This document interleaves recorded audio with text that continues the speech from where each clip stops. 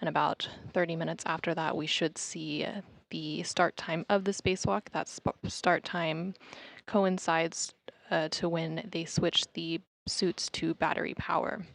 The spacewalk is scheduled to last about 6.5 hours, and it will complete the removal of a faulty electronics box called a radio frequency group from a communications antenna on the starboard truss of the space station.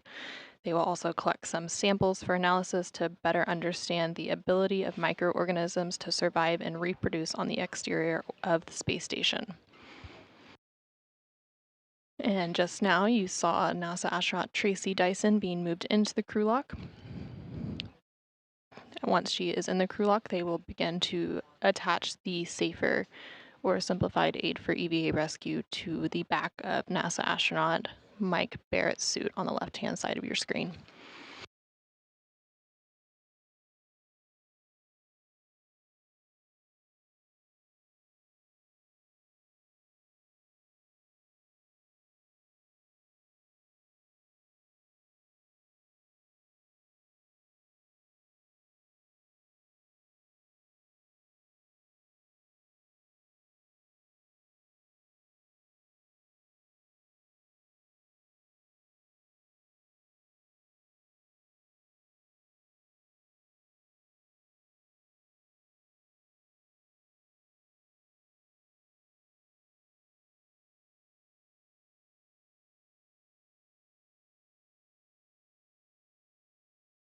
And floating into your screen now, you can see the safer or simplified aid for EVA rescue for Mike Barrett's suit.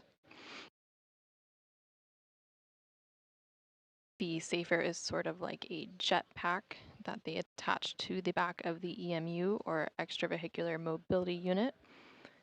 The crew will have 2 tethers attaching them to the space station at all times during today's spacewalk, but the safer serves as a backup should they get detached.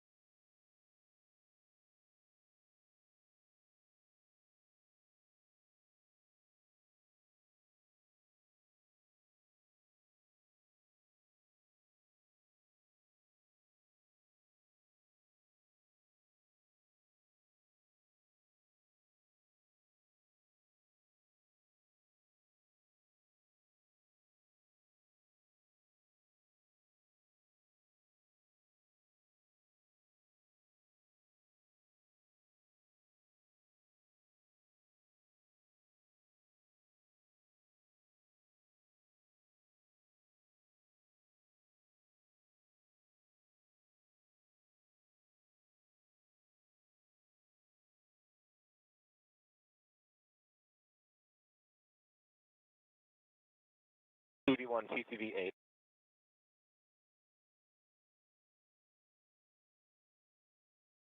Copies.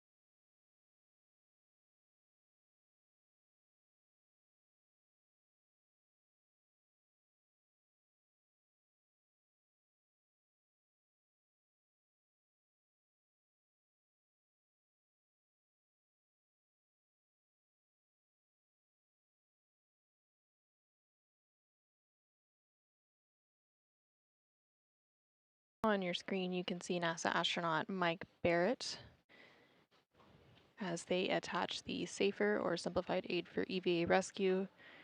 Further back on your screen, you can see NASA astronaut Tracy Dyson. Her SAFER has already been attached and she has been moved into the crew lock portion of the Quest airlock. Barrett will be joining her there shortly, and then they will begin final systems and communications checks of the EMU, or extravehicular mobility unit, before beginning to depressurize the crew lock to match that of space. The go for depress is in about 15 minutes from now. We should see that happen at about 7 a.m. Central, 8 a.m. Eastern.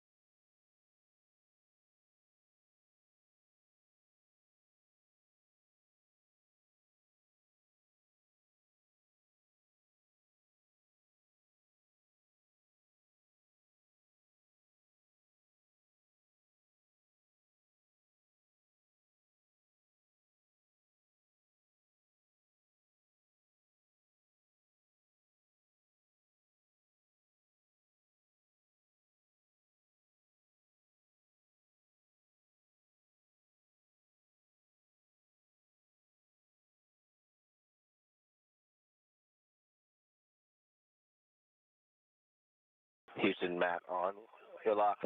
We're in step 60. I'm looking at pushing the TV button from Mike. We're not getting a good WVS light, possible read, but we're going to visually check. Copy.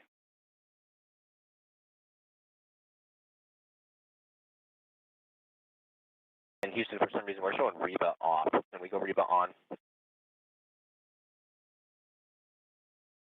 Matt, you're go to take the Reba on. ON. That makes sense. Maybe somewhere in the shuffle here it went back to off. Doesn't matter. We're going Reba on. And with Reba on, we got a good WVS light now.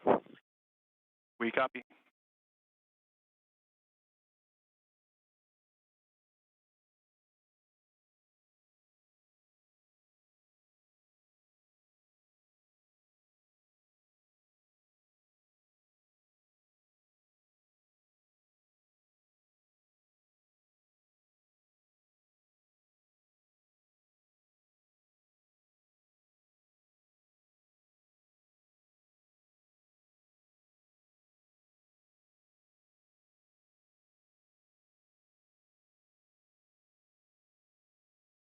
And you just heard the voice of NASA astronaut Matt Dominic aboard the International Space Station, called down to Mission Control Houston as he continues to work through steps to don the SAFER and work through some final EMU, or extravehicular mobility unit, configurations before moving NASA astronaut Mike Barrett into the crew lock. You heard him reference seeing EMU TV and powering that on. This references the camera for the EMU, which will help provide views outside the International Space Station as the crew works through today's spacewalk.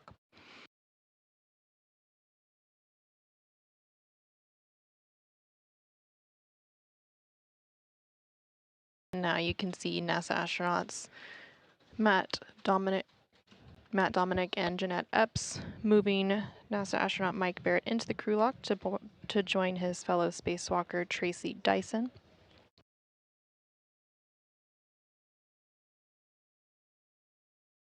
After they finish moving the crew into the crew lock portion of the Quest airlock.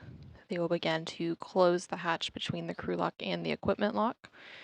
After that is complete, they will begin the depressurization process of the crew lock to bring the airlock down to vacuum to match that of space.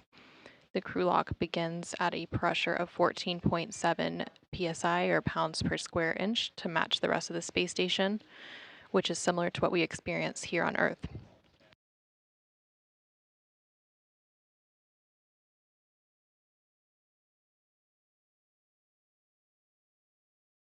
And now on your screen, you can also see NASA astronaut Sunny Williams. Williams is the pilot for NASA's Boeing Crew Flight Test mission. The Boeing Starliner spacecraft launched to the space station earlier this month, and they are continuing to spend time aboard the station as part of their flight test.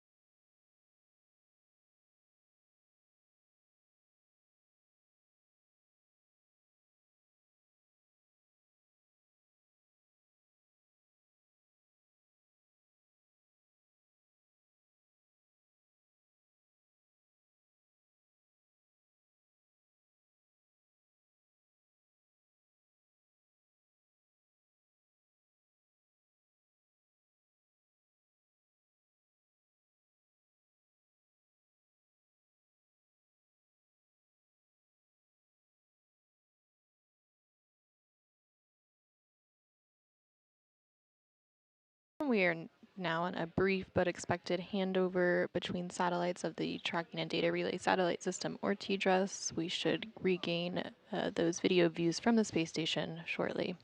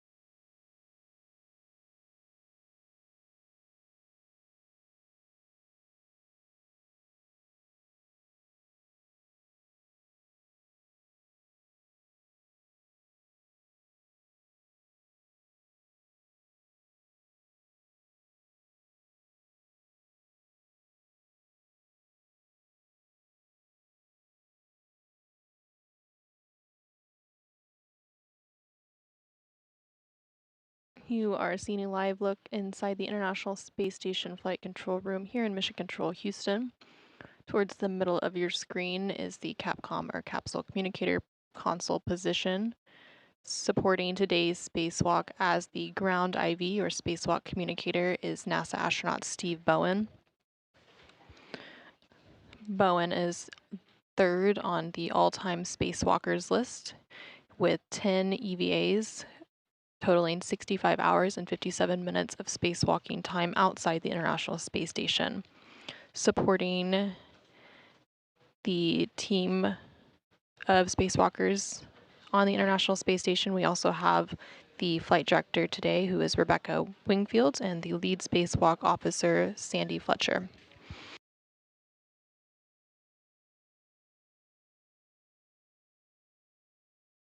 And now we have a live look back inside the Quest airlock of the International Space Station. You can see the team working to close the hatch between the crew lock and the equipment lock of the Quest airlock aboard the International Space Station.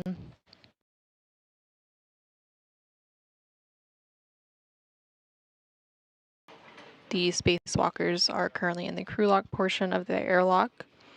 And then once the hatch is closed, they will do some final suit systems checks before beginning the depressurization process.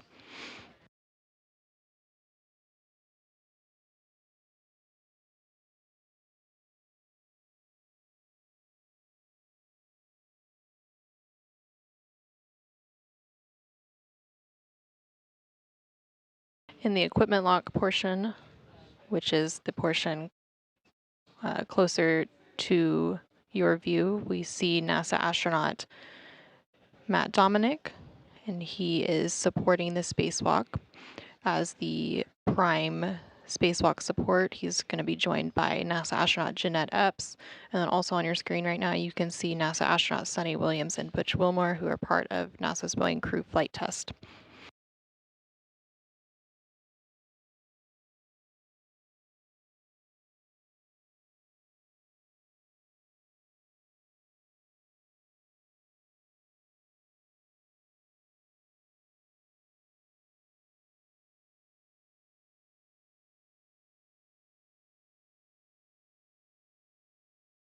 We copy 5 and 12. Good numbers.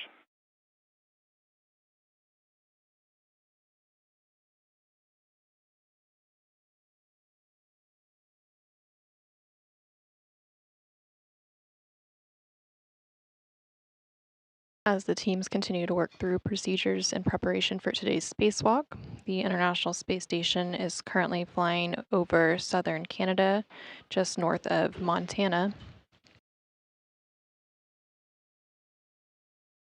We should see the go for depressurization of the crew lock shortly after the hatches are closed. And then we will have an official start of the EVA once the EMUs, or extravehicular mobility units, are switched to battery power. We're expecting that to take place in about 30 minutes, around 7:30 a.m. Central, 8:30 a.m. Eastern.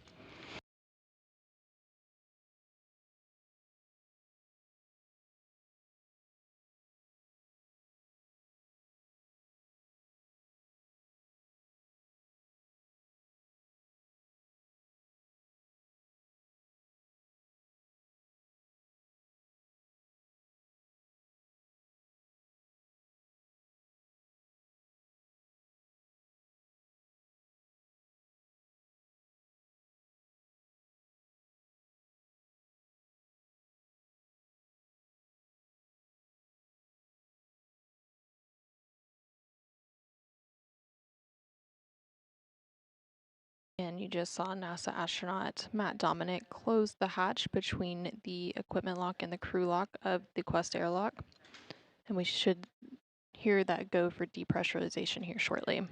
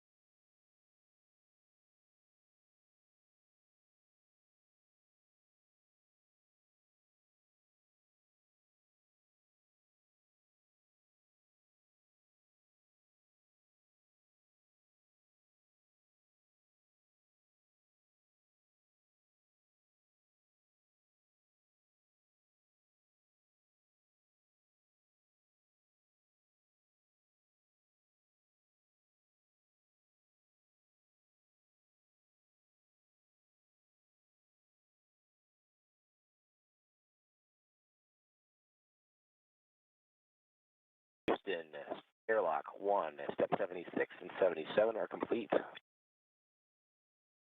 Houston, copies. 78 is complete. We're working 79 and 80. We'll call you back shortly.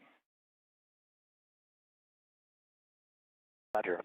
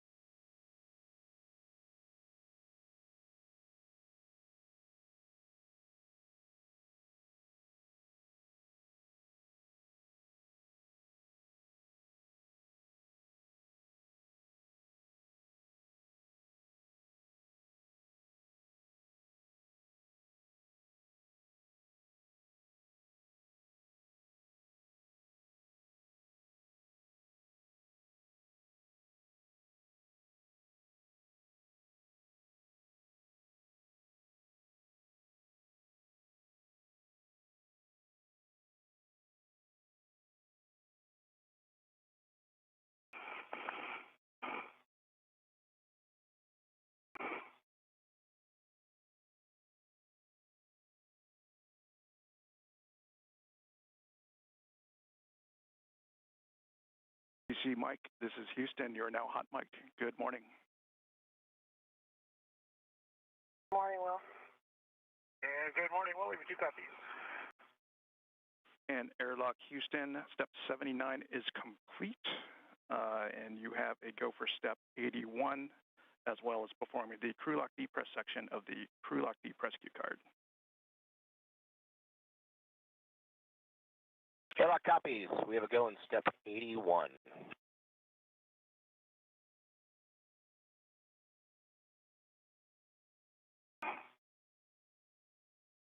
And the team here in Mission Control Houston just gave the crew aboard the International Space Station the go to begin that depressurization process. We're going step 84. Good copy. Mike, EV2, check. The switch, depress pump power is off. Depress pump power is off. OFF. Copy. Verify the depress pump enable LED is on.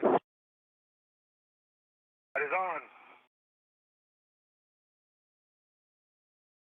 And with that, we are stepping into the depress cue card. Copy.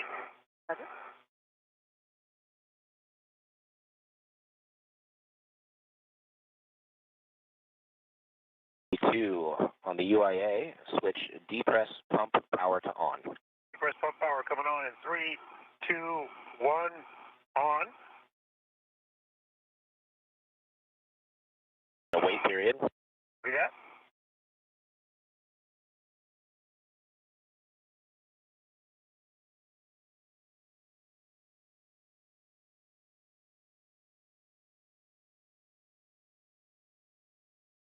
Okay, next step, depress pump manual isolation valve to open.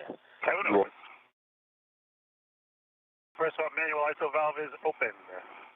Monitor your suit P gauge, your suit pressure gauge is less than 5.5. EV1 copies. EV2.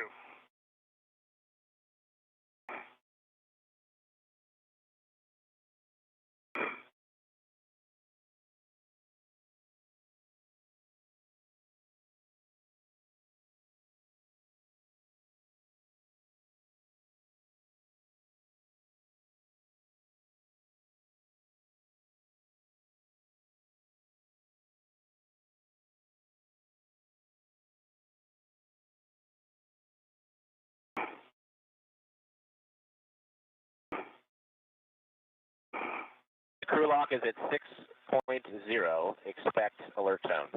Copy. Roger. The crew lock depressurization process has begun. The crew lock began at a pressure of 14.7 psi or pounds per square inch, which matches the rest of the International Space Station and is similar to that which we experience on Earth. The pressure is currently down to about 12 psi and continuing to drop.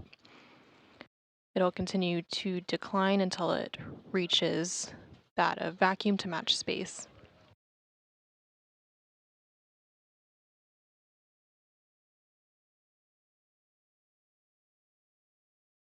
EV1's at 4.6 on the gauge. EV2 also 4.6. 4.8. 4.8. EV2. V1 is reaching 5. EV2 at 5. 5. P on GTM is 5.1 EV1. 5.2. EV2 at 5 steady. 0.0, here in a hum. Yep. 0.9. EV2 4.9, loud hum.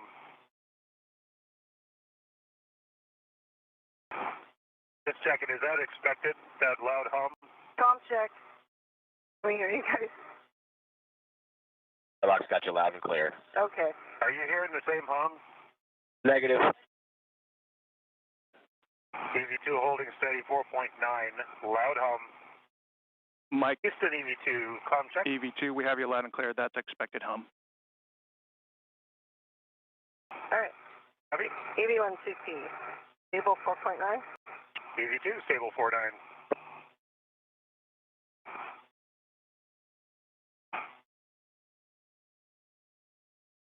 A lot louder than I expected. Yep. And the crew lock pressure is down to about 9.9 psi or pounds per square inch and continuing to decrease. Once it reaches about 5 psi, they will then conduct some leak checks.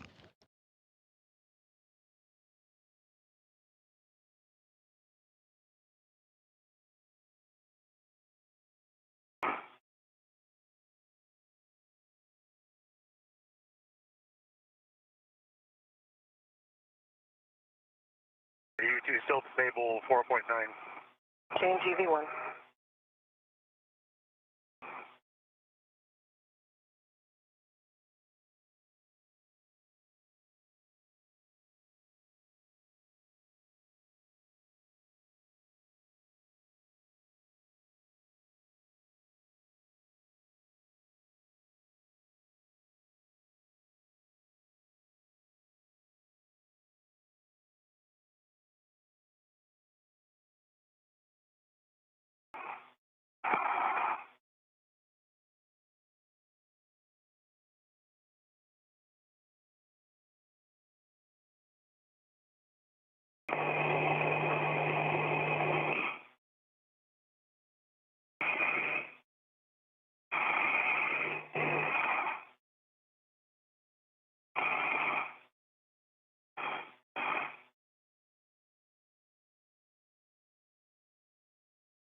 The crew lock is down to 8.5 pounds per square inch as they continue the depressurization process ahead of today's spacewalk.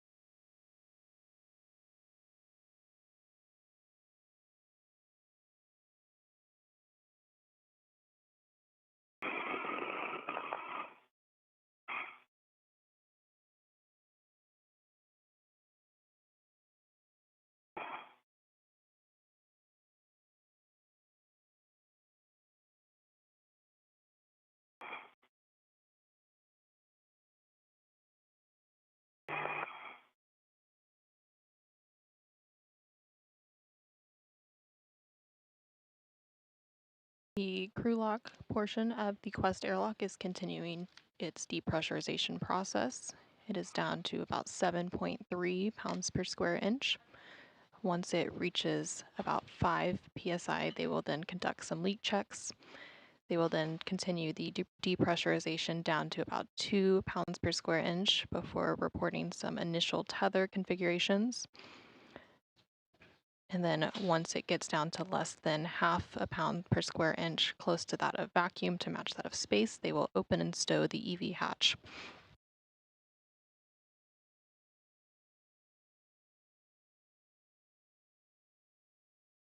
Doing, Mike? Doing good. 4.9. Still at 4.9.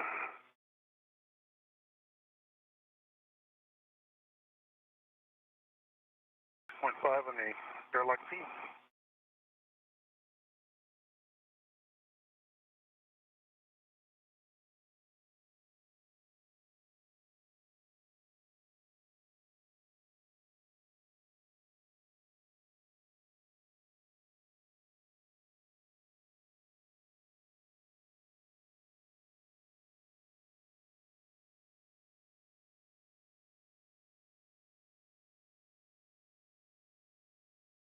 So, 6. Oh, I see 615.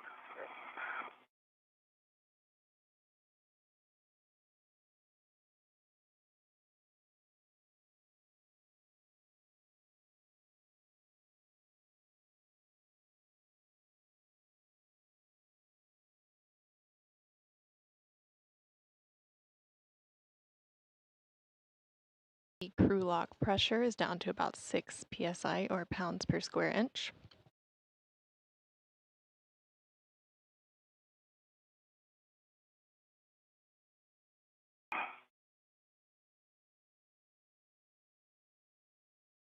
There we go.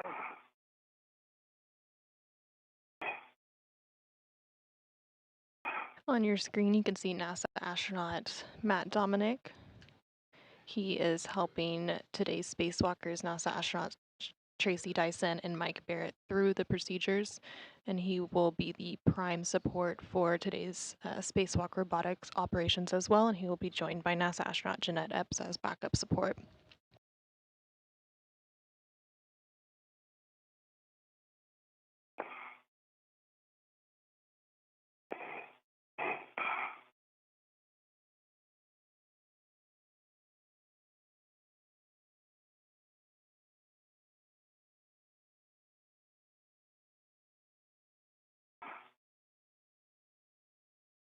The crew lock is now just under 5.5 pounds per square inch. Once it gets to 5 psi, they will then conduct some leak checks. 5.5.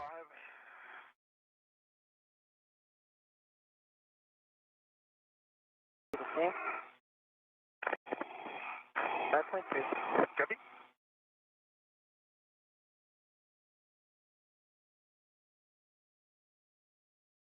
still stable 4.9? Yes, I am. How about you? Same.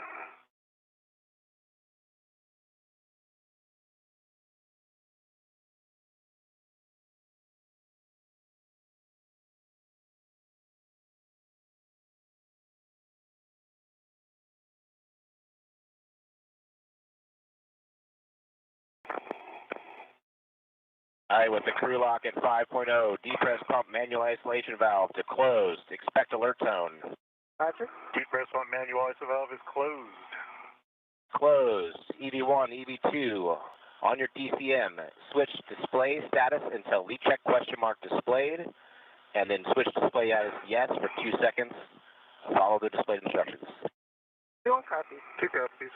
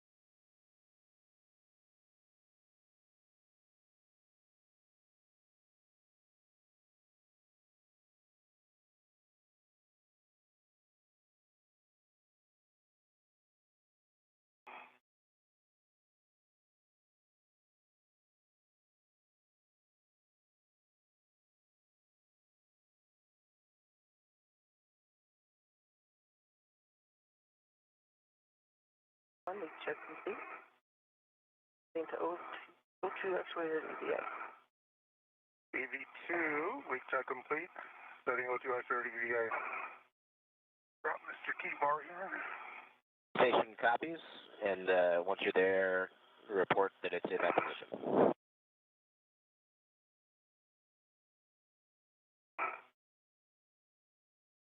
And we just heard confirmation that we have 2 good leak checks on the EMUs, or the extravehicular mobility units.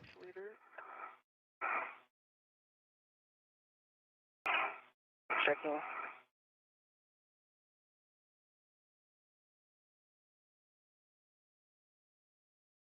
Two actuators in EVA for EV1. Copies EV1, O2 actuator EVA.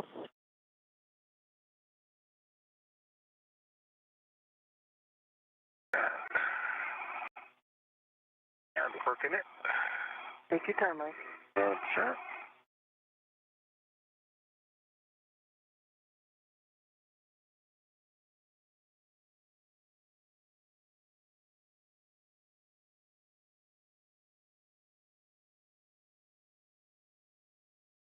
There you go, hang on.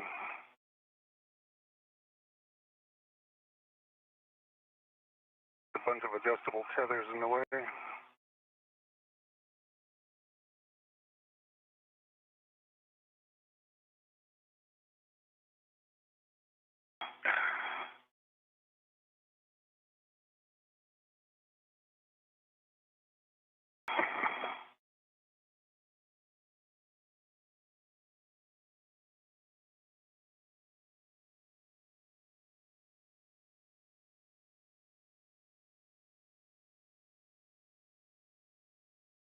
Your finger down. You can see your finger. You can probably see it better than I can. I think I can. Bring it over. Bit more.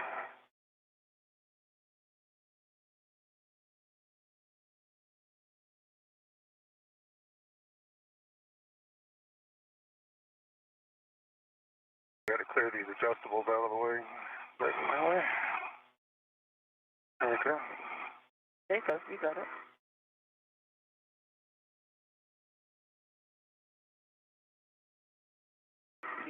You're on it.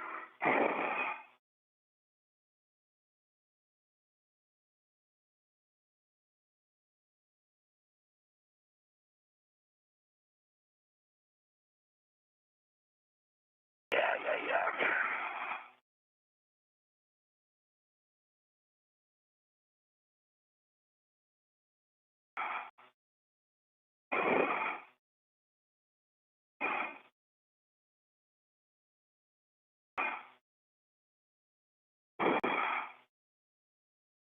of position. Sitting in press. Let's see. Like if you can roll to your left a little bit. You can grab it? I can't, I just got to get lower. So, Hang on. I will let you do that if you can. Let's see.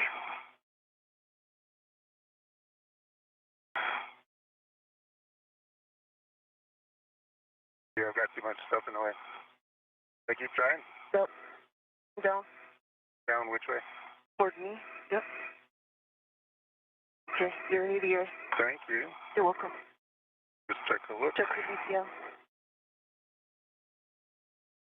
CO2 position EVA. Thank you. Okay. You know we can do that for each other. Yes, you do. Gonna bat this camera out of the way. Matt, both EV1, EV2 are in EVA. Copy, station copy. EV1 and EV2 are in EVA. And Mike, take your time to resituate your T-bar, and when you're ready, I got the next step. Ready that? Stand by.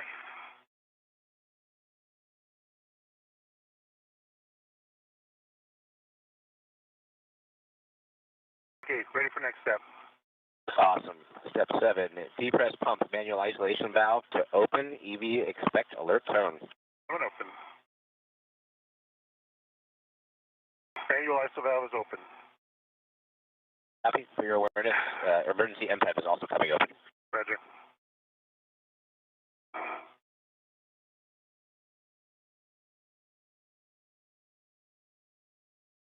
And with those good leak checks, the depressurization process of the crew lock Pressure gauge less than 5.5. has begun. EV1 is less than 5.5. EV2 is at 4.5.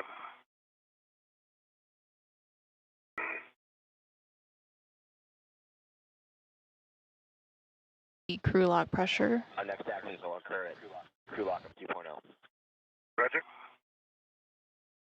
The crew lock pressure is now just under 4.4 pounds per square inch. Once it is down to 2 pounds per square inch, EV1 is still at, well now I'm at 5.0. That's expected, right? Yeah, I just hooked up to 5.0 also. once it's 4.9 is steady.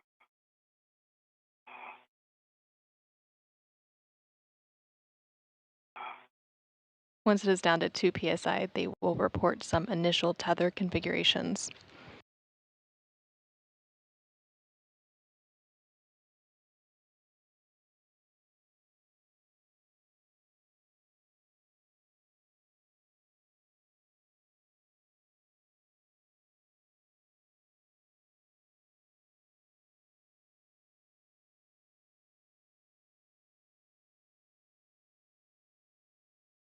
The pressure is now under 3.5 pounds per square inch.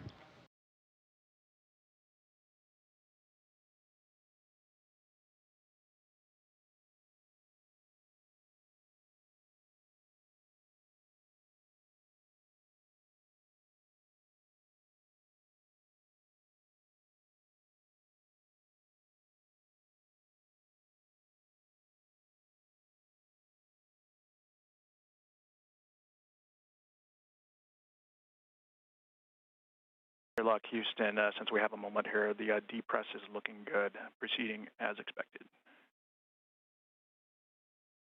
Well, Copy. The crew lock is now just under 3 pounds per square inch and continuing to decline.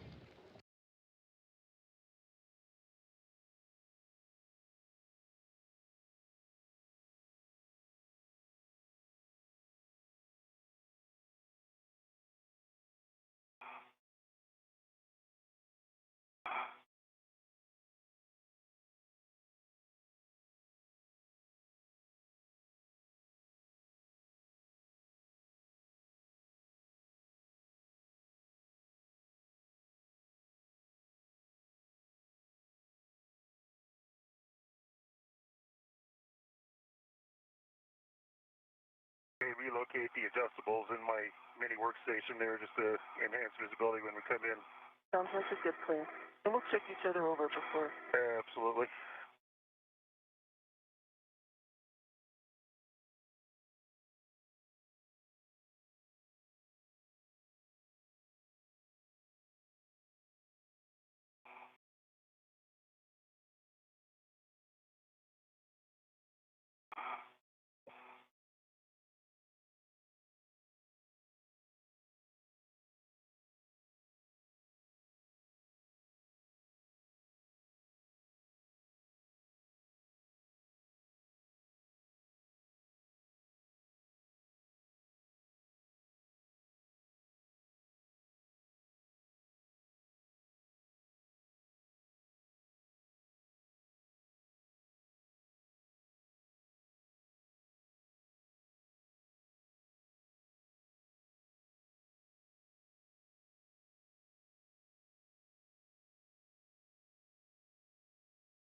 And the crew lock is at 2 pounds per square inch as they continue the depressurization process.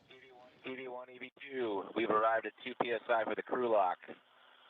You can take the depress pump manual isolation valve to close.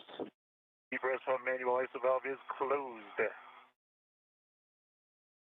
Copy closed on the UIA. Switch depress pump power to off. OFF. Depress pump.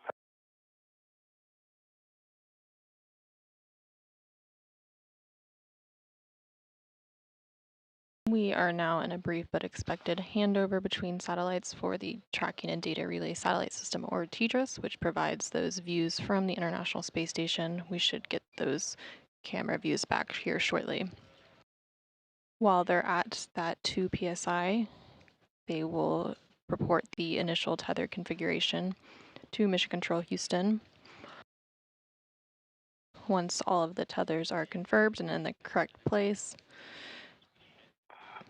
they will continue the crew lock depressurization all the way down to less than half a pounds per square inch, and then they will open and stow the Houston, Matt on 2 for tether config. And 1. And Matt, go ahead for tether config. If you're ready to turn them over, I'm ready to pick them up.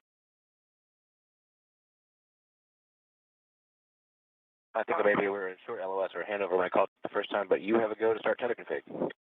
Thank you, and I'll pick up. Thank you, Matt, and Tracy and Mike, and I can either lead you through your tether config, or you can tell me what you have, and we'll work from there.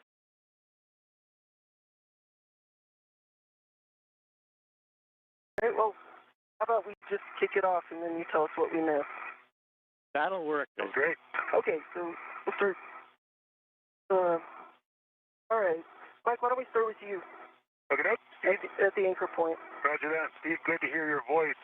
My height waist tether is connected big hook to the airlock D-ring extender. Hook is closed and locked. The small end is connected to my right D-ring extender. That hook is closed and locked.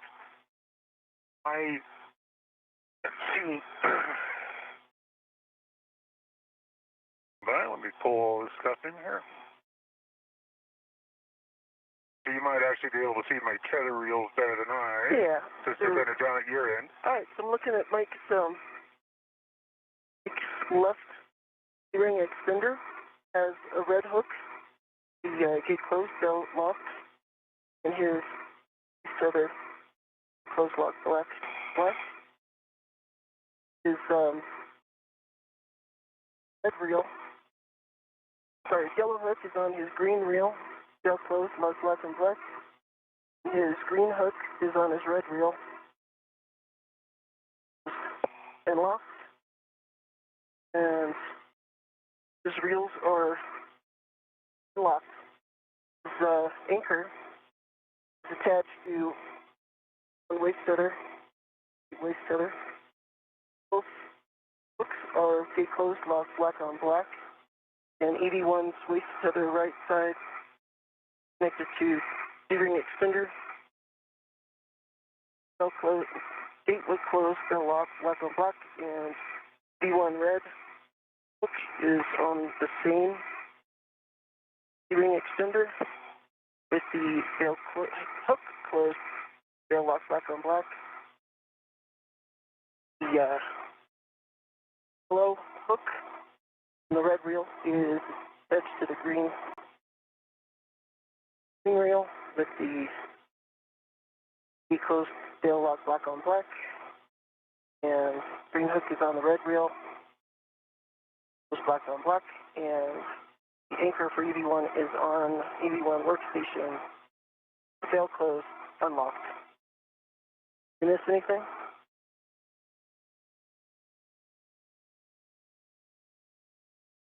We're checking to make sure everything.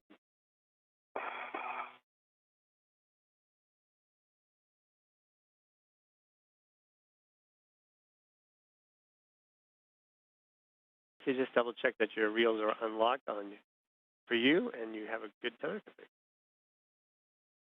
config. Yes. All right, we got the green reel is unlocked and red reel is unlocked.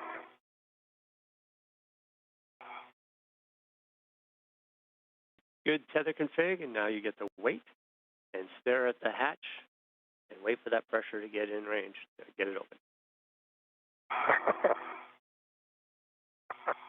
Okay, well, while I'm staring, Mike's gonna bring my feet down a little bit. All right. Position somewhat. Let's see. So maybe if you could rotate so that your twist is toward the forward side of the crew lock, Okay. that might give a little bit more room. Okay. The hatch cage. I'm going to move forward for that, and then I'll move coming forward. I mean, for the seat, yeah, for the seating bag, and then I'll move for the UIA. Roger. The mechanism.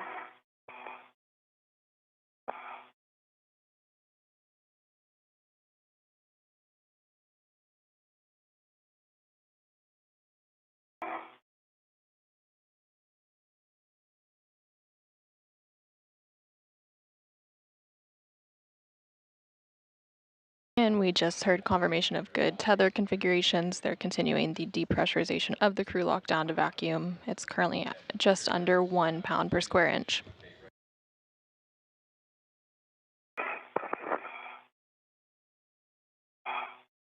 Once the crew lock pressure is under 0.5 pound per square inch.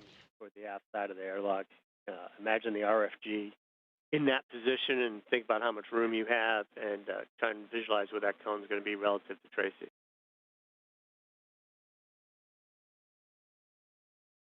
I've been kind of thinking about that. Be a bit of a squeeze. I think we can do it, no? What about the light? You could reach that. I'll be able to reach him if I'm not on my umbilical, I think. I have to come in on my right side and just kind of carefully reach up there. Fortunately, that's where the tether is going to be. Left side up. Yeah.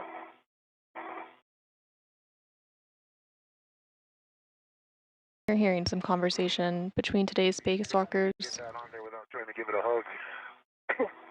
Against that Z93 paint.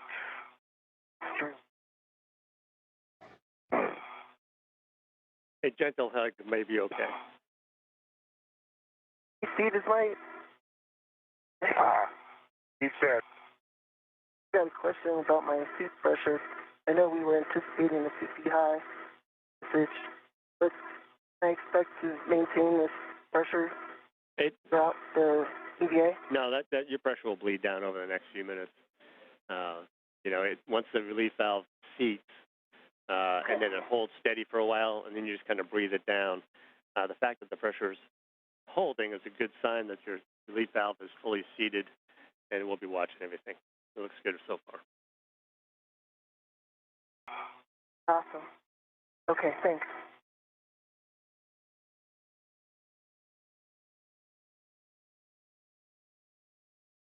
When I start to work the hatch, if you could keep the reels towards you so I keep the hatchway clear. I will do that. That'd be a big help.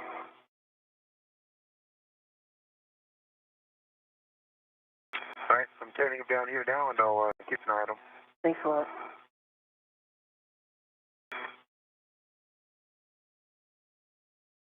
Crew lock is now under 0.8 pound per square inch as they continue the depressurization down to vacuum. Once it's at 0.5 pound per square inch, they will begin to open the EV hatch and stow it.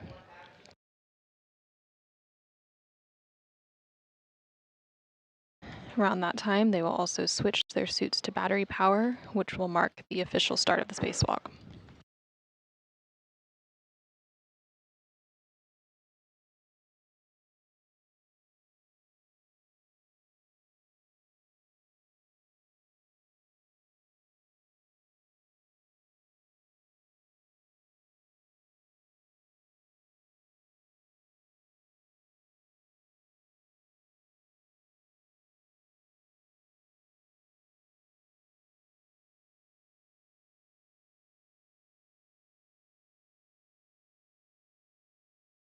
Crew lock is now at 0.7 pounds per square inch.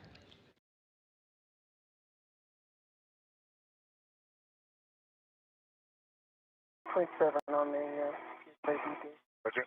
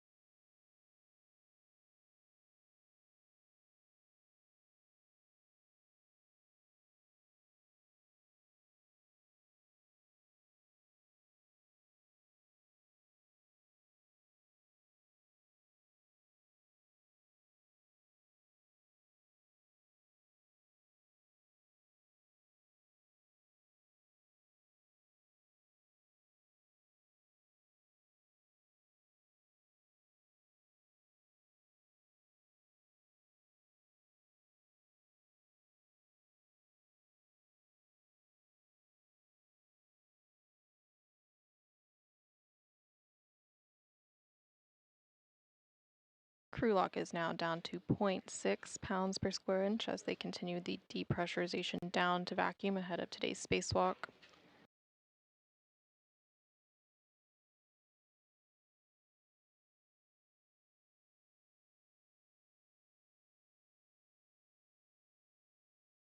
For those of you who are just joining us, we are covering today's spacewalk, where NASA astronauts Tracy Dyson and Mike Barrett will exit the International Space Station to complete the removal of a faulty electronics box called a radio frequency group from a communications antenna on the starboard truss of the space station. They will also collect samples for analysis to better understand the ability of microorganisms to survive and reproduce on the exterior of the orbiting laboratory. In preparation for today's spacewalk, they have already completed the pre-breathe protocols to prevent decompression sickness, and they are currently in the crew lock portion of the International Space Station's Quest airlock, completing the depressurization process down to vacuum.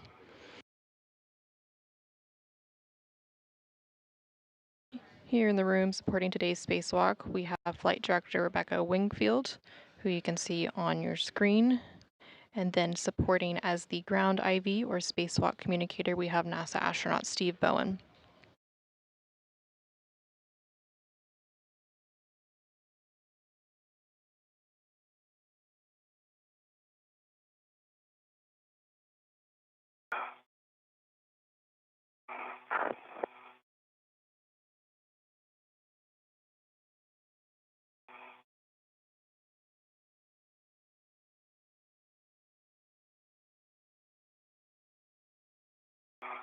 USA Mike was a little quick.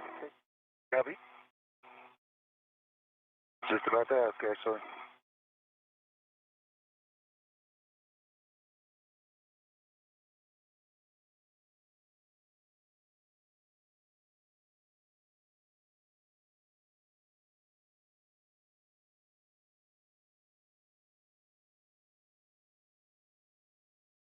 The crew lock is almost to 0.5 pounds per square inch.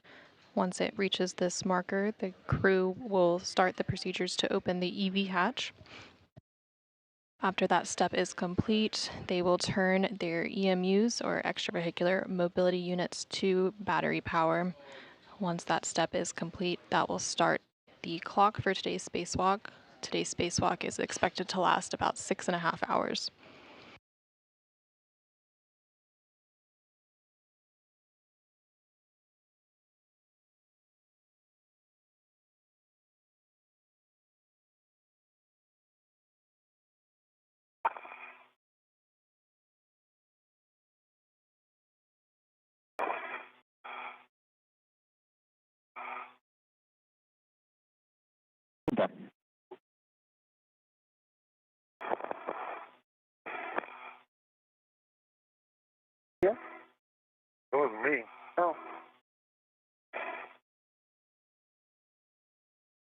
sounded like bleed over confidence somewhere. Yeah.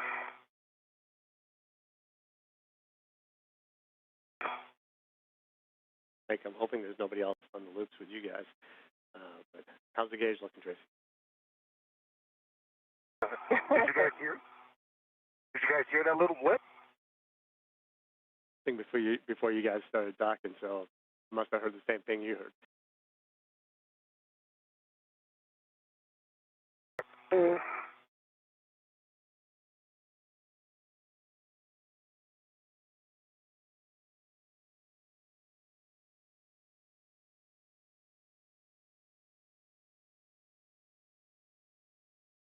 And Tracy, we're looking for a pressure less than 0.6.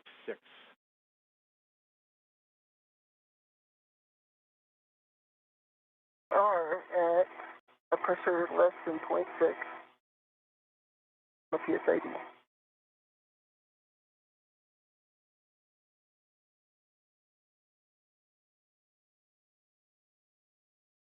Okay, you have a go to proceed. So Tracy, Copy, Steve.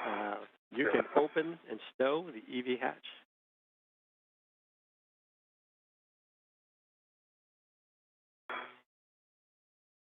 Ready for the hatch? I'm ready. I've got both our tethered back here. Thank you. You got to go for the hatch. You have a go for the hatch.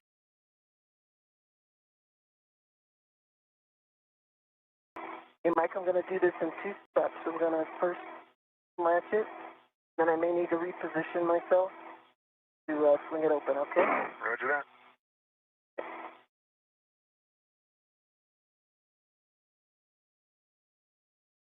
And we just heard the go for the crew to open the EV hatch. Levers unlocked.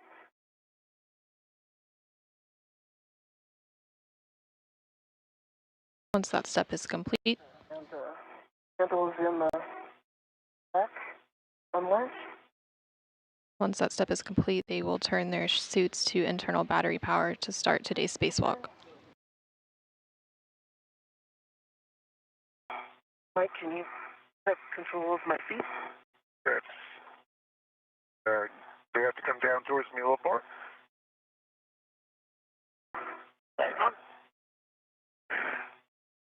Okay. I got one of your foots. Got your left foot. Trying to keep mine out of the way. All right, hatch is open. Awesome.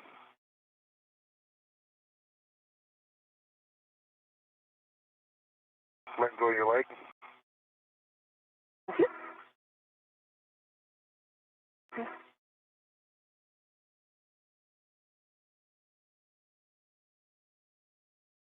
And for Matt, you can take the emergency MPEP to close.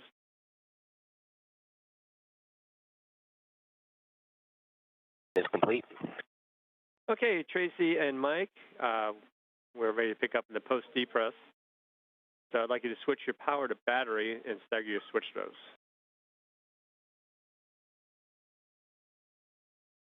Stand by.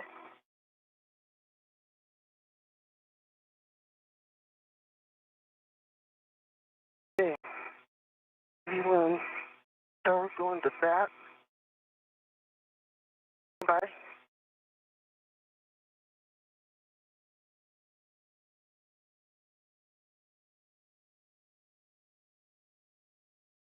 To bat, EV1. And I received the 2P high message. And I copy EV1, your power to bat, right? Yes. Your power to bat?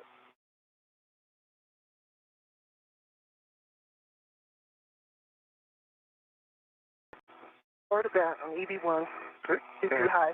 Power to bat on EV2. All right. SOP rate 0. Sure. I would like you to switch your display Pro to verify functional display.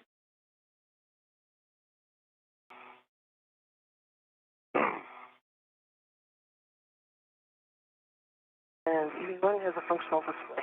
EV2 functional display. UIA, switch power EV1 and 2 switches to off.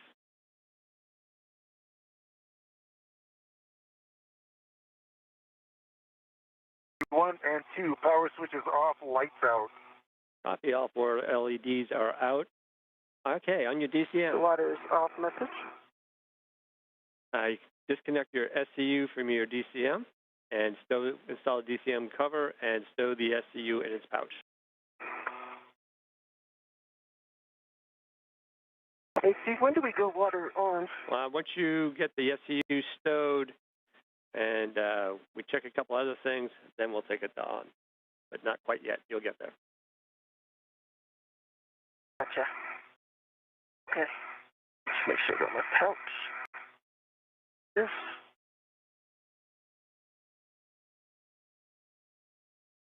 Oh my goodness. Good. My helmet fogged up. Oh no, it was just ice crystal. Oh, Water wow. flowing out of my SCU, guys. Yeah, there's a lot of particulates flowing around here. Yeah, can we turn the water off for the UIA? And you can reconnect your SDU to your DCM, and we'll take a look at that. There's a lot of water flowing. Is it still coming out? I don't think we can do it. Yeah. Yeah. There's water It's everywhere here. frozen. Okay, let's get your SDU reconnected I to don't your want to try DCM. it. Yeah, there's literally water everywhere here now. If I don't think we should try it. I think we need to turn the water off. There's water everywhere. Not sticking out on my SCU. And Tracy, the best way we can do I this got ice is if all you over can, my helmet. if you can And you have an active leak on. Tracy, if you can connect your SDU back to your DCM, that's the best way to stop this. All right. Live view of the airlock camera for you.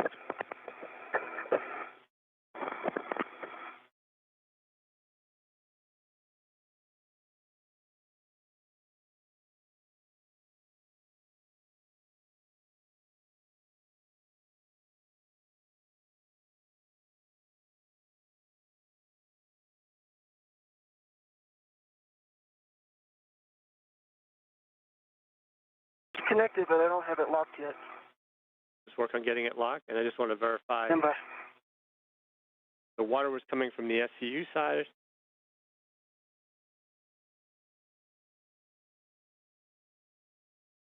I can verify that the water was coming from the SCU side. Okay. Stand by.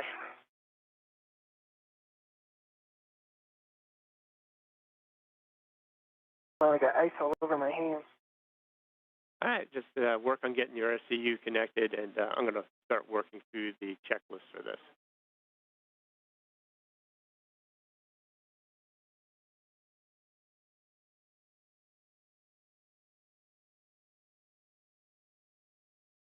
How's your vision, TC? Vision's good. Getting a tone. Well, reserve water on. Time left 30. Copy the reserve water on, and have you got your SCU reconnected yet? I have it connected, I just think it's locked. All right, work on getting it Not locked. locked yet. And Mike, I just want to verify that you're still in the SCU. I have reconnected my SCU and it is locked. You can help Tracy get hers locked. We'll Okay. be good. I'm just thinking about how I can Stand help. by. SCU is on and locked. Well done. Okay, so we both have your SCUs on and locked, and that should help here.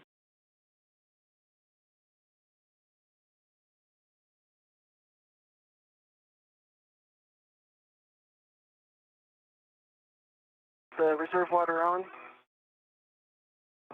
Time left 29.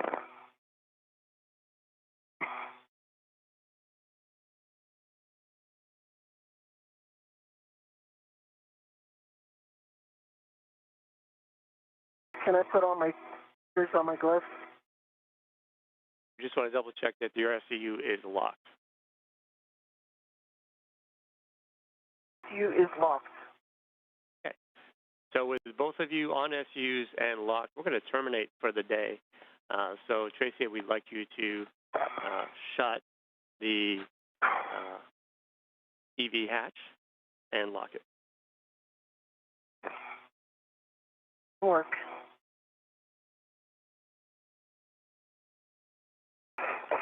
They might be a little more challenging than understand. Keep the others. All right, sending it back. And Tracy, this is Here. this is one of the more difficult things you're going to do. So one of the tricks you might use is using the large hook, one of your large hooks from your waist tether, and poke the latching mechanism, because that gives you a little bit more room to get your body out of the way to get that hatch seated. Okay. Like I'm going to do this in 2 steps. Okay. And since my waist tether is connected to your waist tether, yep. I'll take my anchor. Steve, do you think I can do it with a small hook? Yeah, the big hook just gives you a little bit further reach, and I know, personally, there's some days you need a little bit more reach. Just whatever it takes, you can poke it, you get it off the seat, and sometimes it likes to go reseat itself. So you got to get that momentum started to get the hatch over center, and then it goes right down. Yeah. Mark.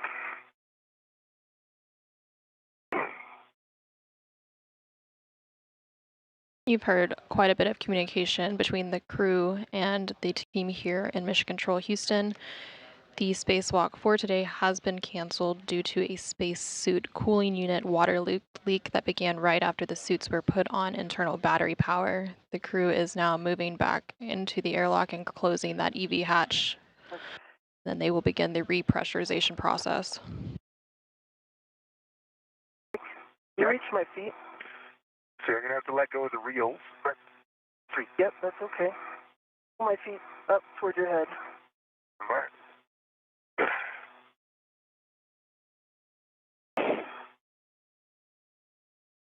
A bit more? Hang on. I'm going to unlock something here.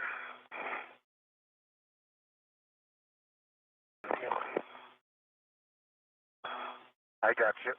Okay, just a little bit more. All right, here it comes. All right, now you can go a little bit forward. Your head. Airlock forward. Okay, the hatches. The screws. Good you. Yeah.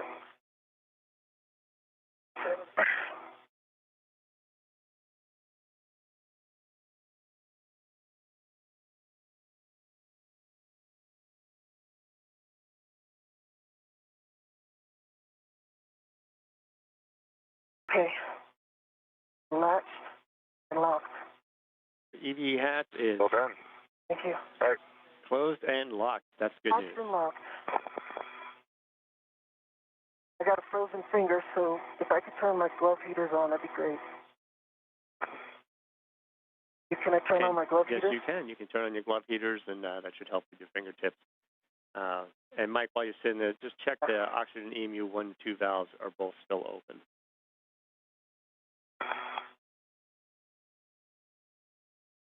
Oxygen EMU 1 and 2 valves both open.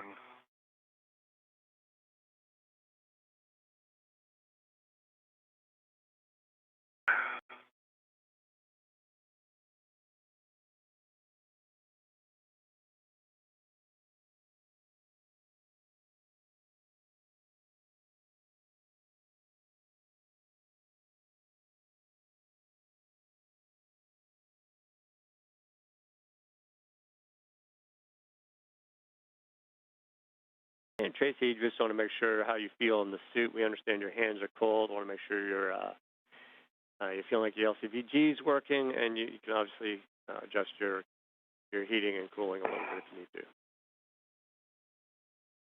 Now I'm comfortable, but I do feel a little warm. All right, we copy that. There's water on, 24 minutes left.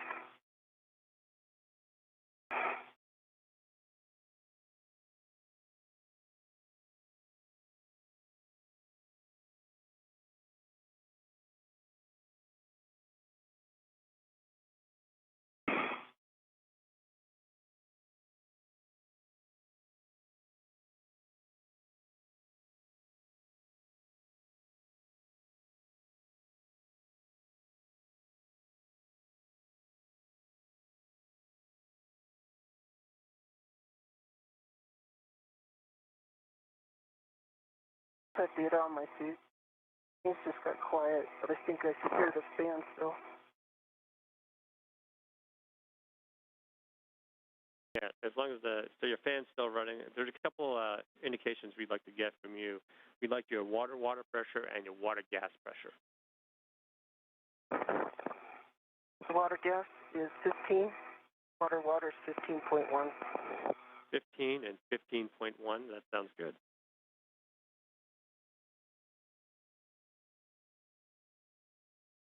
Put it say reserve water on then. Yeah, the reserve water on locks, and now it's just the timer that's going to be running. You've got good pressures. Your suit, as long as you're comfortable, it should still feel good. We're going to sit like this and have a little bit of a discussion before we determine exactly what our next step is. You should be stable. Let us know if there are any changes.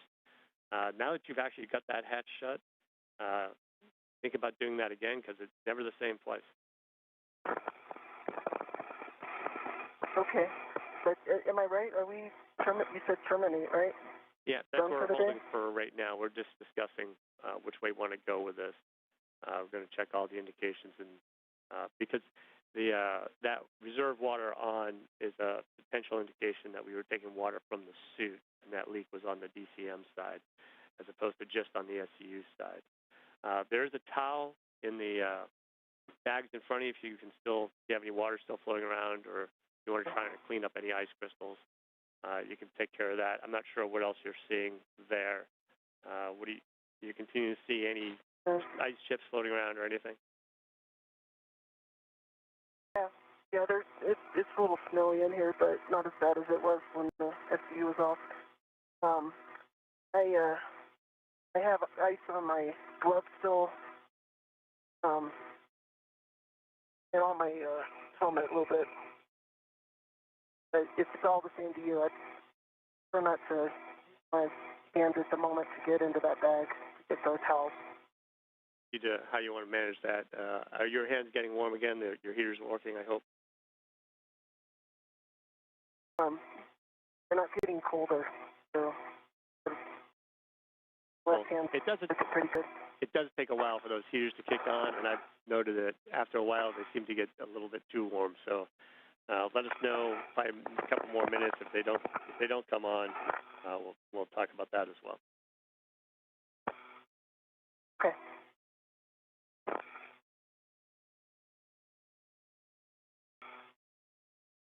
Mike, did you have any water? You didn't, right? No. You just saw what was coming out of mine? Yeah, it seems like you're all spewing from here. I couldn't tell where it was coming from, the CU or DCM. You could, but it was all from you. Okay. I got an Arctic blast all over my visor. Yeah, I think just ice was flowing everywhere. Gotcha. Yeah, I wasn't sure if it was if it was on the outside or the inside. Yeah. Because I couldn't see anything out there.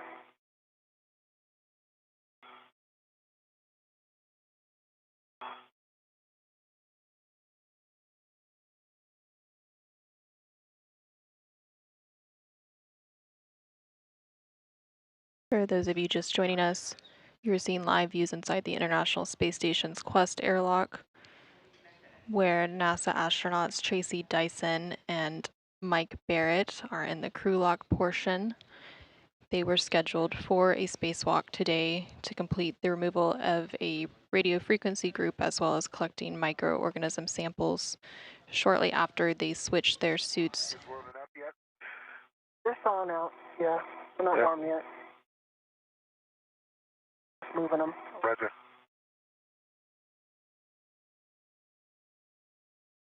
Shortly after their suits were switched to internal battery power about 15 minutes ago, the crew reported a water leak, which was coming from the spacesuit cooling unit on the spacesuits.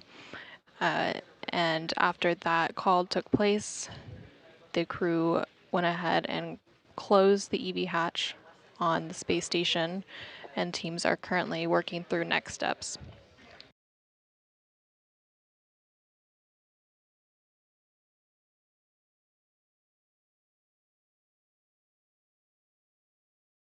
And so, Tracy, just another quick question about your SCU.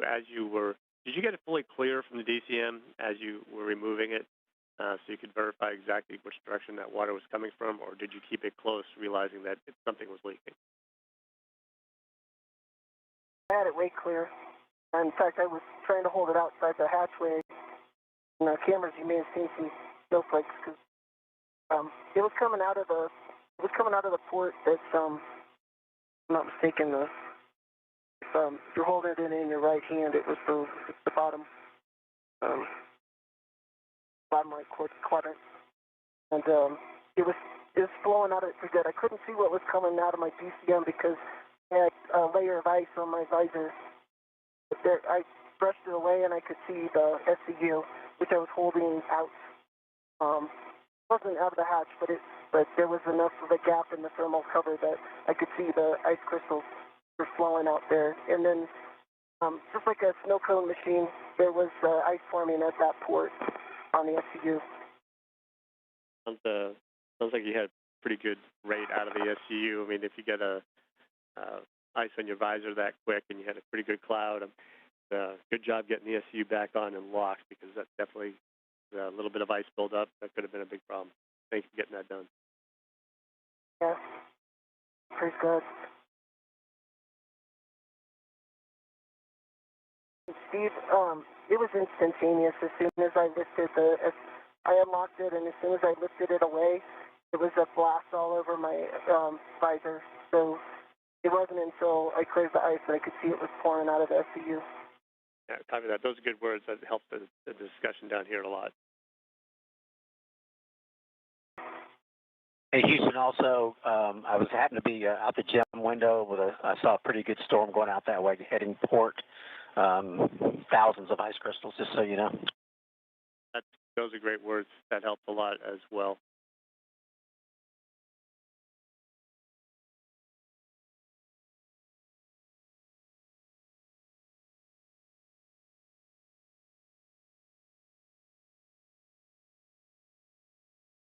My fingers are warming up.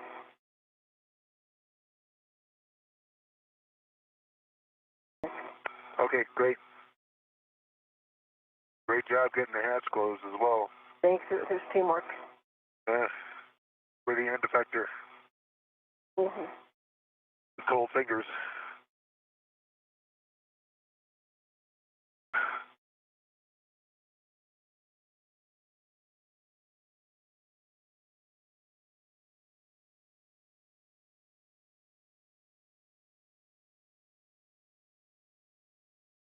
There's some discussion here in the room of Mission Control Houston. The team has confirmed that we will be terminating today's spacewalk following a spacesuit cooling unit water leak in Tracy Dyson's suit that occurred after the suits were turned to battery power.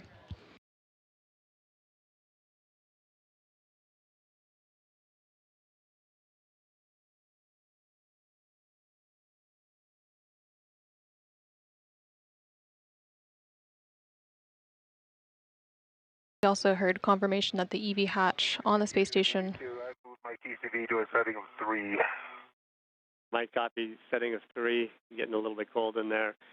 Tracy, if you can do us a favor and just double check, make sure you have the EV hatch closed, locked, and then we'll pick up with the Q card. I can confirm that the EV hatch is closed and locked, lever locked. Okay. And it's snowing. Still. And is your visor pretty clear now? Just want to double check. Yes. Yeah, save for a little bit of ice at the base, but I can see fine. Okay. And based on the report of the amount of water we saw from the gem coming from there, our one concern is obviously the seal on the EV hatch. So give us one last second to double check before we proceed. Okay.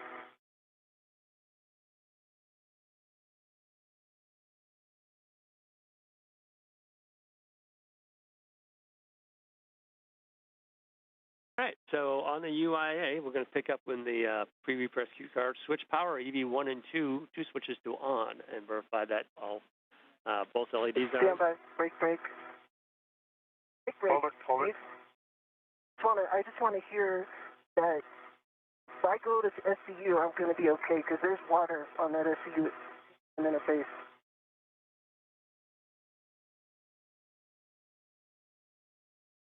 Still leaking water, QC? I don't know, but when I put it on, there was still water shooting out. Should be fine. So we can assume that there's water in there. Set? Should be fine. That should be separated. But that's a good question. We're all looking at each other, and we all agree we should be fine. One last delay. We'll do one check. That section obviously should be isolated, and you know how those electrical connections are made up in there. It has a little bit of insulation around, and it's unlikely you would have gotten it fully closed if it had anything in there to be concerned about. Okay, because I understand that when it's mated, they're isolated, but while it was unmated, it was shooting water at my DCM. So we can presume that water got into that connector, the electrical connector. And I don't know, I mean, I'm sure it's sublimated, but if there was any ice crystals in there, you're telling me that I wouldn't be able to get my SCU on and locked? Yeah, but, out of concern, we're looking at just bringing you up without your power. We've got plenty of battery power. Okay, It's not going to be an issue. Okay, thanks.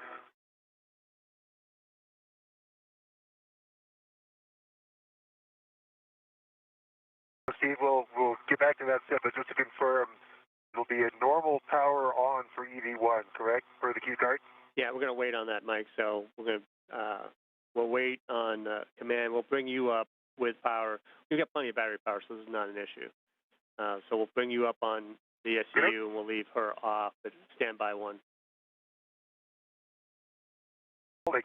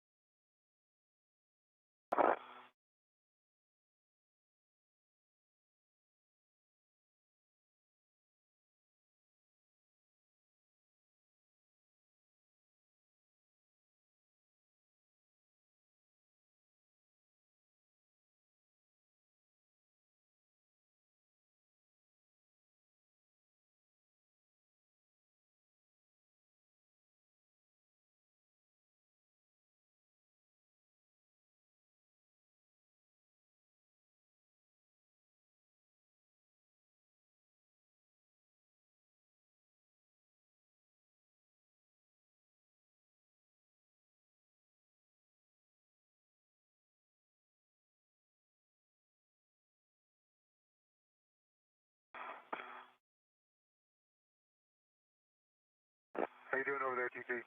I'm good, Mike, thanks. How about you? Good. I turned my glove heater off, so... That's it. Is it working, Did it help? It did. That's Yeah. good to hear.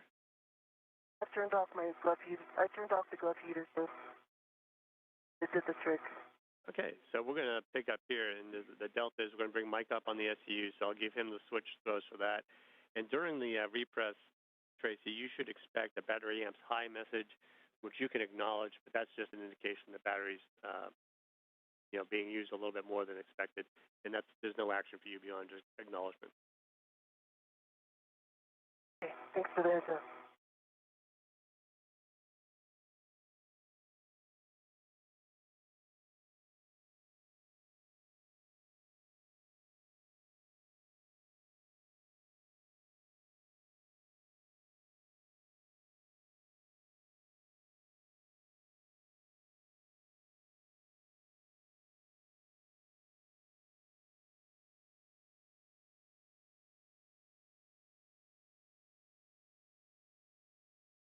You are seeing live views inside the International Space Station's Quest airlock. NASA astronauts Tracy Dyson and Mike Barrett are on the other side of that hatch in the crew lock portion. shortly after the crew lock was brought down to vacuum and their suits were switched to internal battery power, the spacewalk. You can take power at EV2, one switch to on. EV2 copies, EV2 only power coming up to on. The good light, EMU. Indication.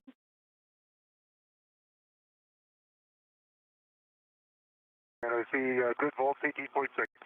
Okay, and for EV2 only, take the power to SCU. EV2 power and SCU, expected tone. So for EV1 and 2, we'd like to take O2 actuator to press. North. North.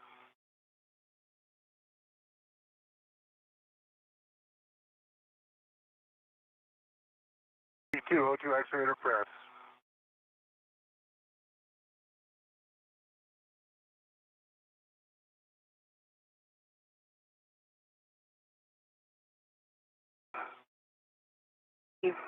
EV1, O2, press. Okay. Verify. I think I'm in between. Okay, I understand both EV1 and EV2 are in press. Check that the EV hatch MPEV is closed. EV hatch MPEV is closed. Just to confirm, TC, you are in press, right? I am in press. Roger. Okay, we want to take the IV hatch equalization valve throttle. Oh, stand by. Stand by. All right, we will wait. Stand by. Stand by. I'm getting the out actuator fault, so I must not be in press. Stand by. Actually, Okay, so am we'll I, wait. but it sure seems like I'm pressed. Let's see. Yeah, once you get it there, give it a wiggle, make sure it seats.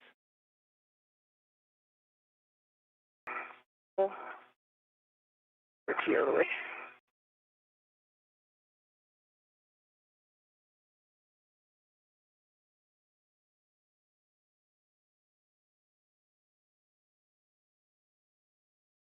Okay, I think it's good now. I get that message. Oh, no, it's still question mark. Hold on. And Tracy, just as a heads up, you might have a little ice built up in there, so a little bit of, you might have to wiggle it, shake it, and get it seated. So this might take a little bit longer. Now it's off. Hold on, it went into off.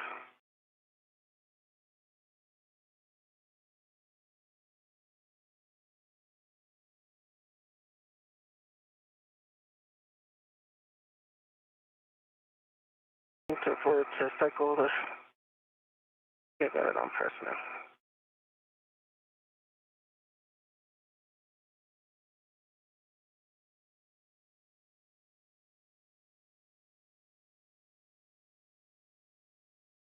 O2 is in press. All right, Tracy, I understand you are in press and you have You a want good O2 indication. press? You are in good indication for press, correct? DCM says O2. And Mike, just to verify, you two are in press? EV1. And same. Yep, same for EV2. Check our data up here as well, or down here. I know where your head is.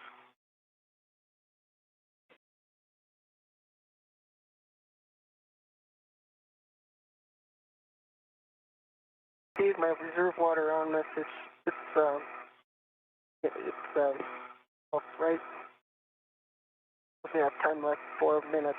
All right, so your reserve water on says 12 minutes. As I said, that's a dummy timer. You have good pressures, so that's not a concern. Okay. We see both of you in press now, so we are going to proceed from there. Check the EV hatch MPEV is closed, Tracy. It's closed. Hatch MPEV is closed. Now take the IV hatch equalization valve and throttle off to norm to establish the required rate.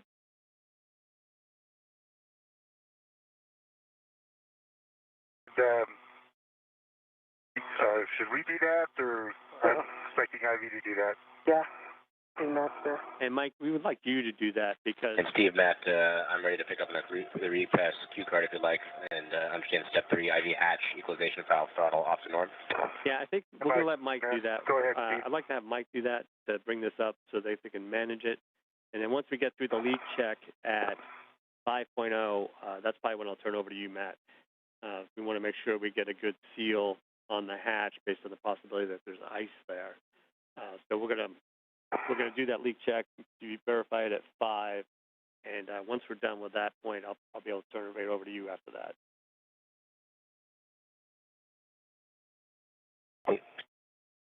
All right, get in position here real quick. Let me know if you need me to do anything, Mike. No, fine. All right, I'm in position. I have a hand on it, and I'm going to start very gently. Following the termination of today's spacewalk, the EV hatch has been closed and they are now beginning the repressurization process of the crew lock. It's a little forced to get it out of the deep end, and I don't want to crack it open too far. Too far. Starting to see pressure coming up, so you should be feeling it here in a moment. I should be about a third of the way between off and norm. How's the press, TC? It's good. Yeah, let's definitely make it some ice fly around, and it's already starting to liquefy. Amazing. Excellent physics experiment. Sort of unplanned, but good observations. You're welcome. All right, we're passing 1 for 5 is what we're seeing.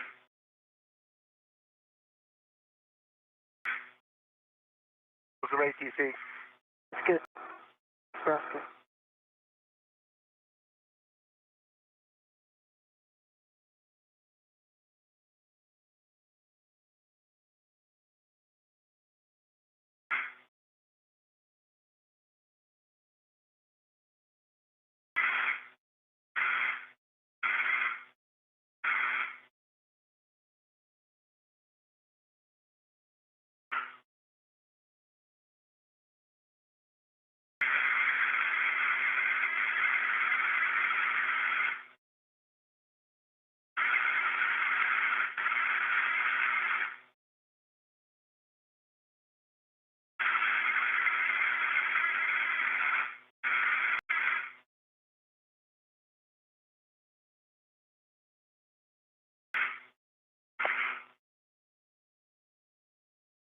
See, it's going to 2.3.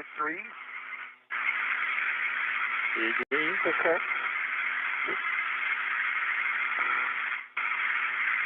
And you should expect an alert tone at 4. Roger. Just as an FYI, Steve, I don't think I could reach this with the RFG here. That's good to know. That's very good to know. Thank you for that. Now without moving it outboard a little bit. A lot.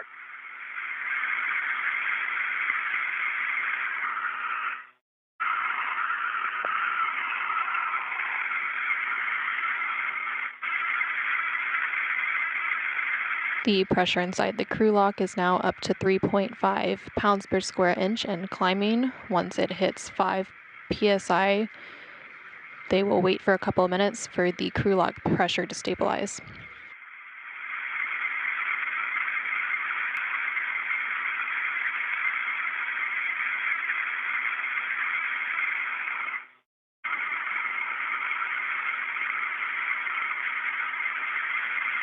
Here's the alert tone.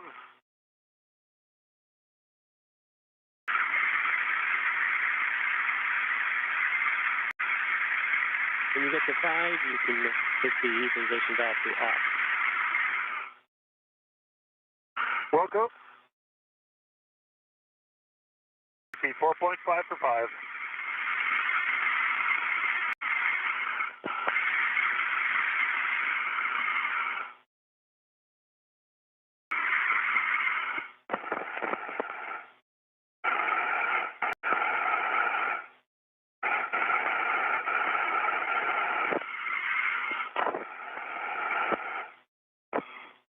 5 psi, valve is off.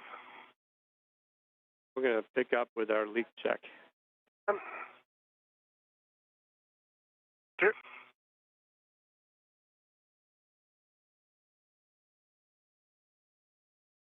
All right, well, so we're going to let things stabilize here. And Tracy, you might end up with an O2 high usage rate based on the fact that you're coming up in pressure. So there's a couple things you might get along the way. Okay. Here. Let us know when you do. Okay. I will. Now my pressure stable, I think, is 4.2 on the gauge.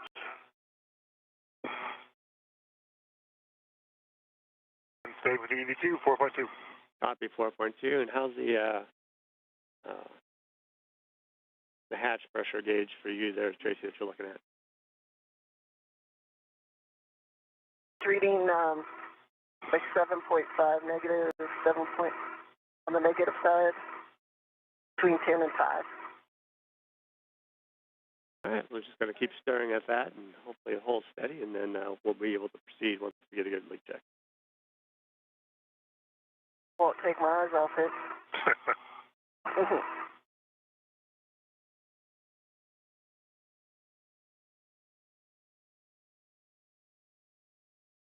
This is one of those few times you actually want that gauge not to move. If you say yes. Yeah, this is one of the times you don't want that gauge to move. Right, right.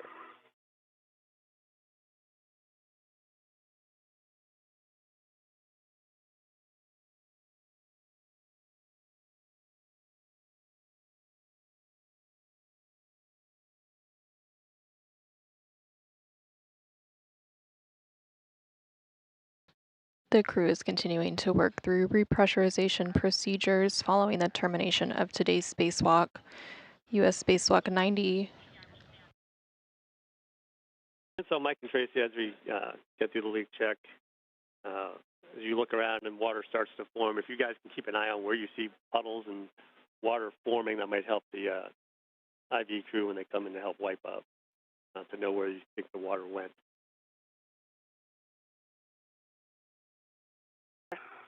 Copy. Yeah.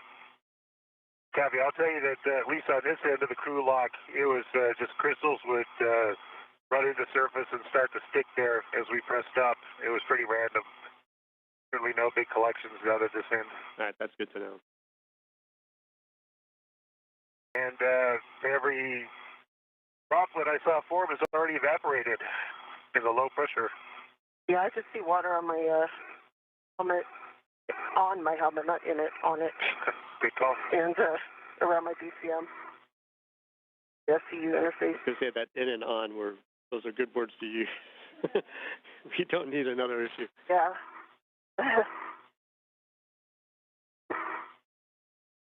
Gauge still reads between 10 and 5 on the negative side.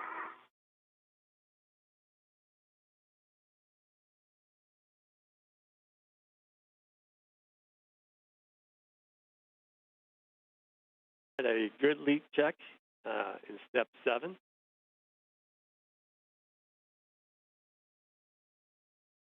And you can switch your glove heaters to off.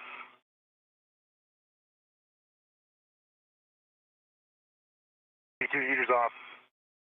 EV1, glove heaters are off. All right, just double check, make sure there's no contamination on them. There shouldn't be, since you didn't go anywhere. I know. No contamination. EV1 and EV2, we can take O2 actuators to IV. Work? Can work.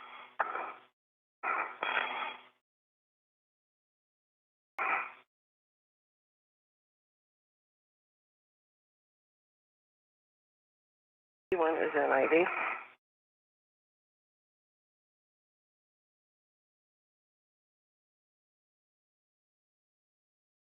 And we just heard confirmation of a good crew lock leak check as they continue the repressurization process.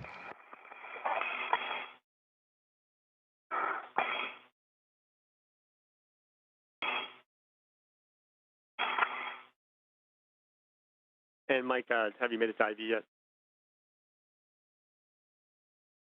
EV2 is an IV with a good DCM. Okay, that sounds good. All right, so Matt, I'm ready to turn it over to you with step 11. Do you copy all the deltas? There are two warnings that Tracy might get: battery amps high and O2 usage high. And we'd like to make sure that once you get the hatch open, that you understand where we're heading.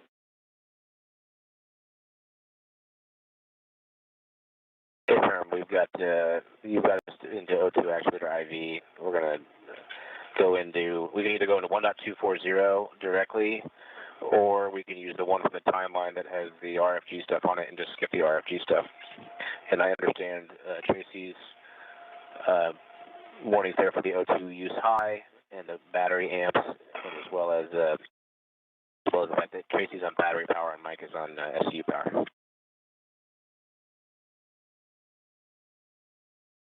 All right, that sounds good, and we'll pick it up with the XDP version on the timeline as opposed to the standard or the FADF version.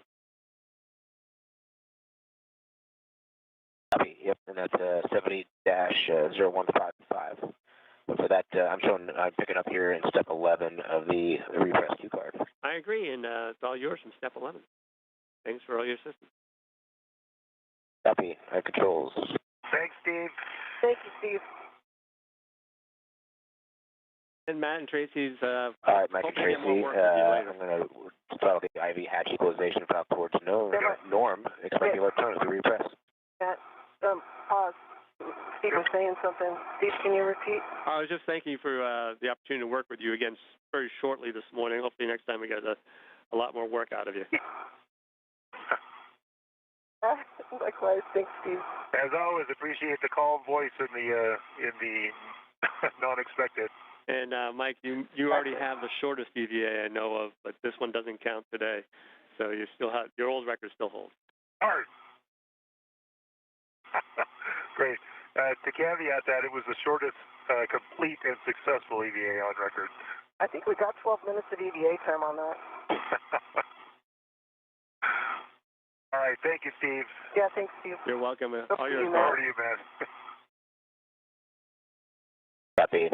Let me know if you need me to slow down for any ears or throttle on the IV hatch to norm or towards norm. Roger. Roger.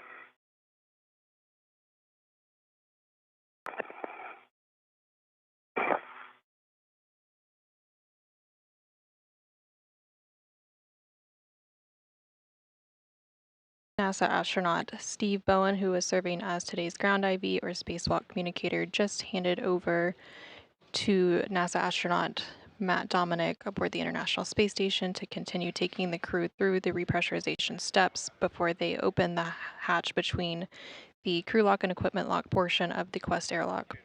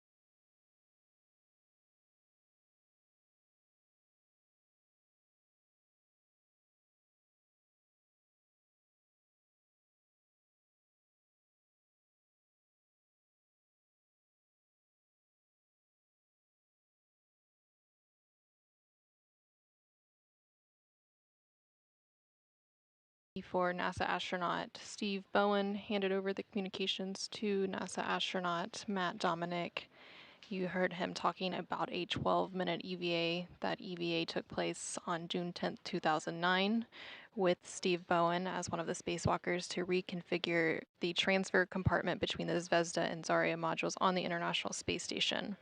It was one of Bowen's 10 total spacewalks that he's done.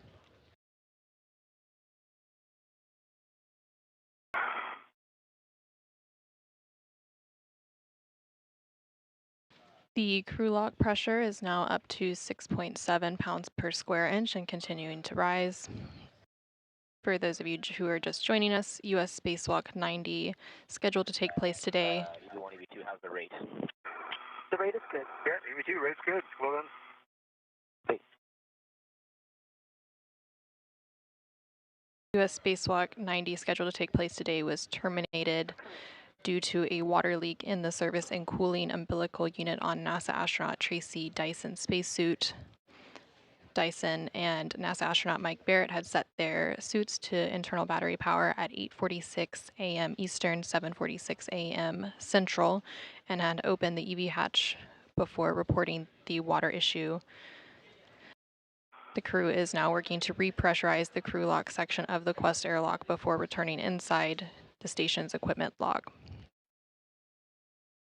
For today's spacewalk, they had planned to complete the removal of a faulty electronics box from a communications antenna on the starboard truss of the space station, and had also intended to collect samples for analysis to better understand the ability of microorganisms to survive and reproduce on the exterior of the orbiting laboratory.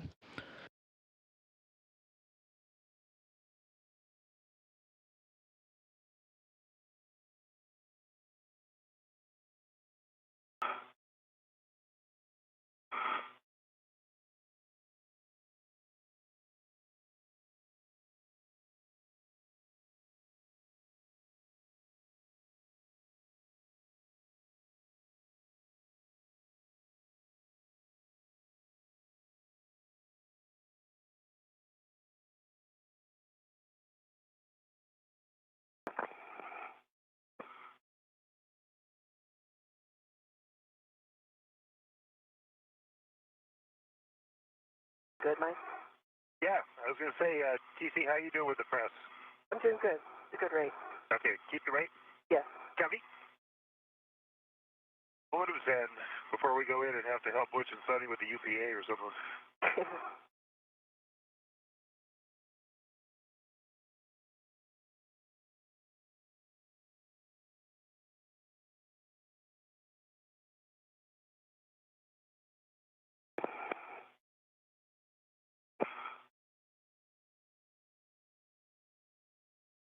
The crew lock pressure is now up to 8.3 pounds per square inch and continuing to climb. We expect that pressure to get up to about 14.7 psi before they open the hatch between the crew lock and the equipment lock to bring NASA astronauts Tracy Dyson and Mike Barrett back in and begin removing their suits.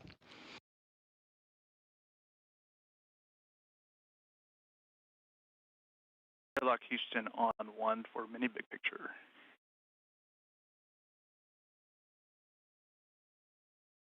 All right, Matt, once we get the IV hatch open, we'd like for you to perform an inspection and give us a verbal report, taking a look at the suits and your best estimate of quantity of water in the crew lock. We do understand that some of that may have been lost. Wilco, Butch is looking out the gem window. I went to the robotics workstation. I could see Iceflex flying around the space station on almost all the cameras. So that should give you a perspective. And then looking in the airlock, it was pretty impressive. It was watching a snowstorm. Houston copies. Thanks for that description. Once we get the report of the crew lock, we'd like for you to clean up with towels if you have any extra hands available. And then going into post-EVA procedure, obviously you could skip the RFG steps. We want you to stop prior to step 90 for EV1. So this is a SCU step. That may give us a chance to do some troubleshooting. Copy. For EV2, stop prior to step 90. Wilco. That's for EV1. If I remember right, Houston also, Sonny had the airlock camera up against the window during the snowstorm. If you want to go back in time and look at the tapes, it'll give you some idea what it looked like. Copy. Thanks for that. And just to clarify, Matt, step 90 hold is for EV1. Sorry, misspeak there. Tracy, EV1, do not disconnect the SCU from the DCM. Good copy.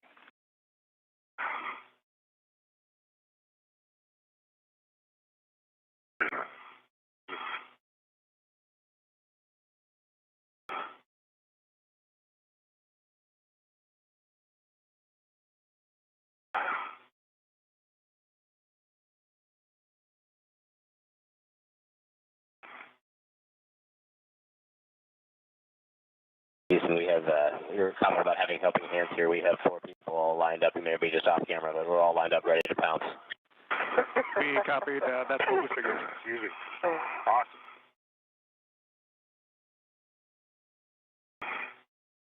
And just to give you guys a report of what I see in the crew lock, I see maybe 2 drops of water now where I am.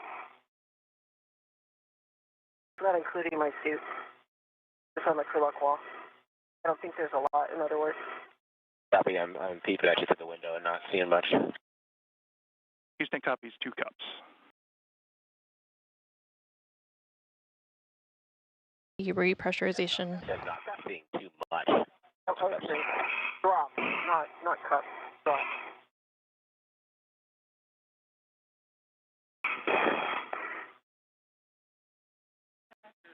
TC, can you repeat? We didn't get the unit. Drop. I see only a couple to a few drops of water Copy, a couple drops. in the crew lock. Yeah.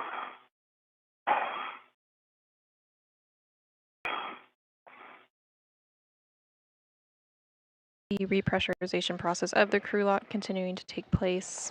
The pressure is at 10.8 pounds per square inch and continuing to rise up towards that 14.7 psi mark.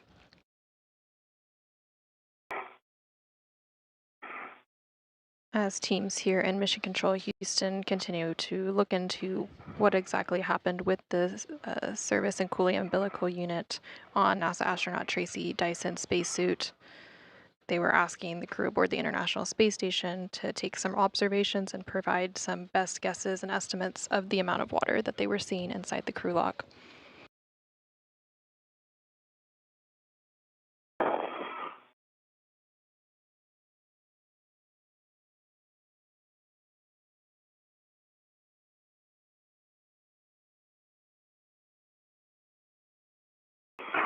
Excuse me.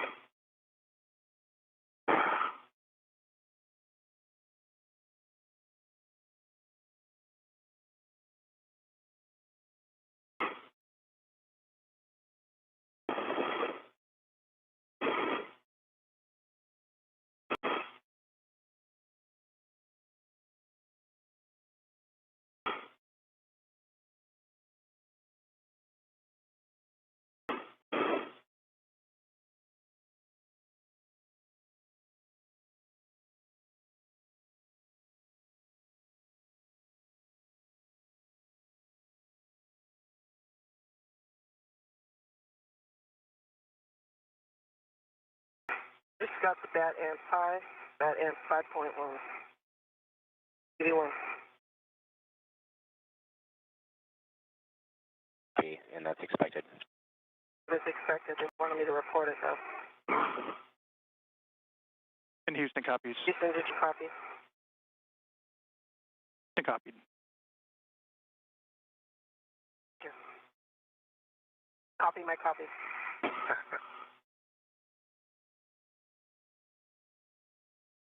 The pressure in the crew lock now just under 12 pounds per square inch as it continues the repressurization process. You heard NASA astronaut Tracy Dyson reporting some levels on her spacesuit battery. As a result of the water leak in the service and cooling umbilical of her spacesuit, she has stayed on battery power for the duration of the repressurization process.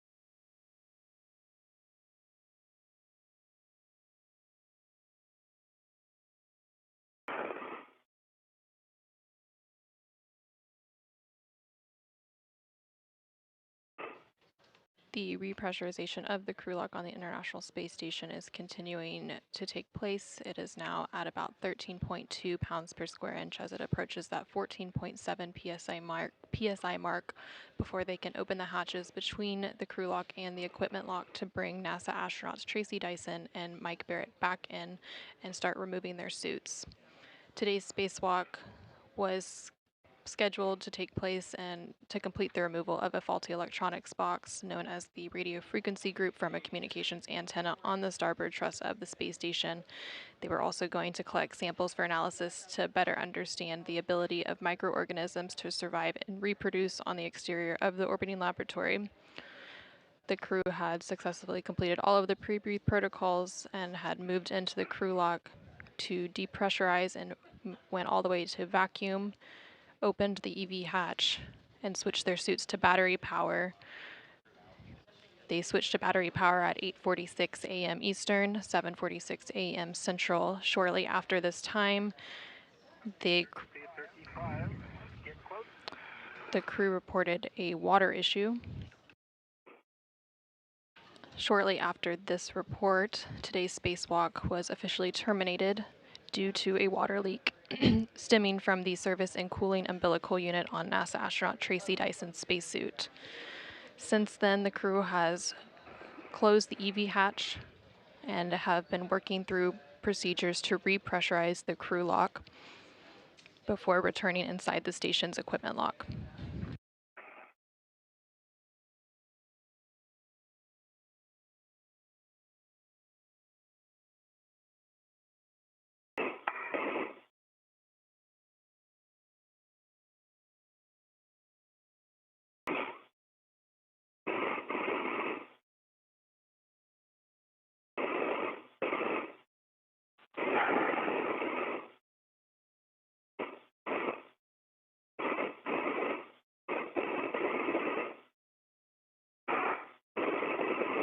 Right here, it's just turning into a nighttime. Oh, really? Yeah.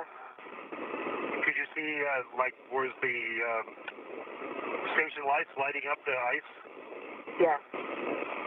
Interesting. More importantly, I saw the Terminator. All right. Well, I'm glad you got a view at least. At least you got that.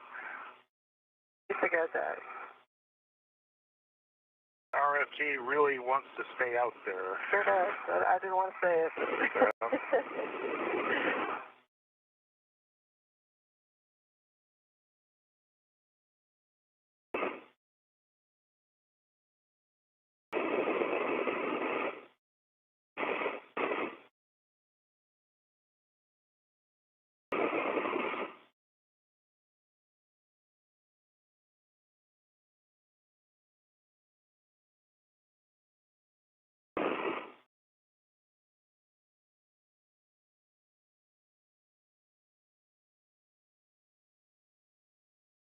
The pressure inside the crew lock is now up to just under 14.3 pounds per square inch.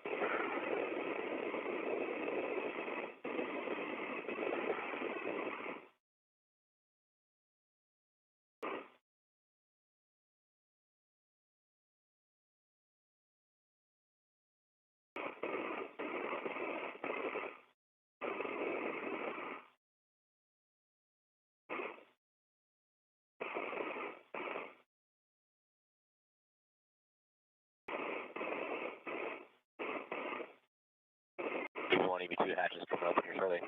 Copy. Roger.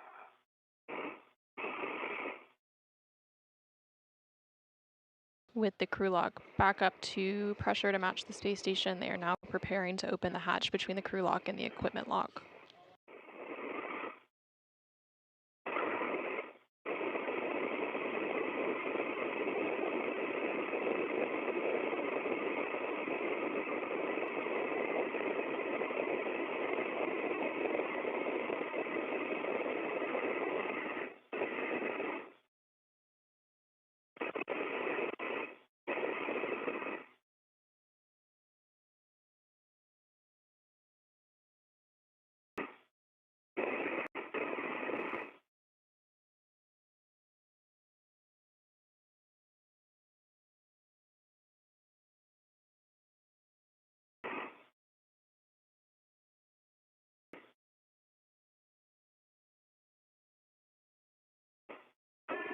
See the lights is moving.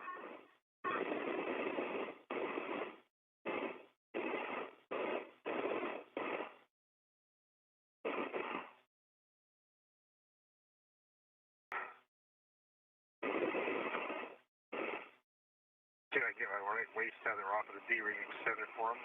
Yeah. Make that a little easier. And let's wait till Matt puts the water switch cards on. Okay. And the hatch Okay. and the hatch is now open at 8:51 a.m. Central, 9:51 a.m. Eastern.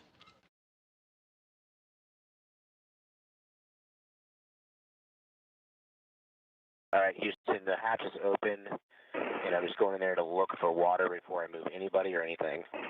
Copy, we're listening.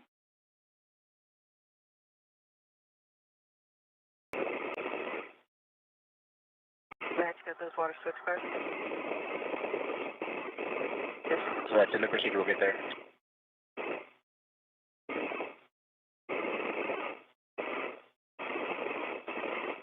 Jason, can you point to where you think you saw water? Okay. And there's one on the hatch. One here. Yes.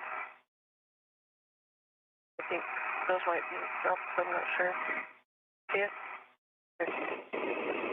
Don't look at my leg.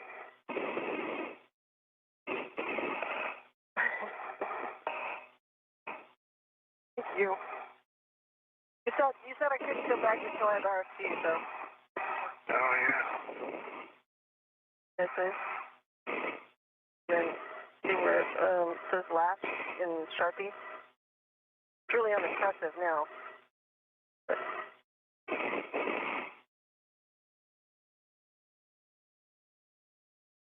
But there's some on my glove, I think, still, or at least it was the. Got to wear them now.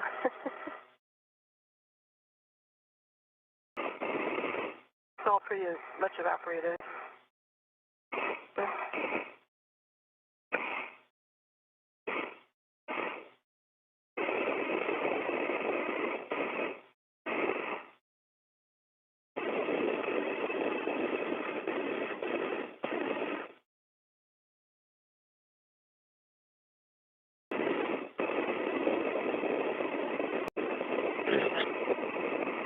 In that airlock inspection, the only drops are on Tracy's side of the crew lock. Maybe 4 on the wall, or 3 to 4 millimeters in diameter. A small one on her visor, but there's very little water. I mean, there's like nothing. 4 or 5 drops on the wall. That's all I can find. Houston, copies. Good report. Pat, we're going to go ahead and start pulling them out if you're good with that. Houston concurs. Houston, if you start the steps 4 and 5 of 70-0155.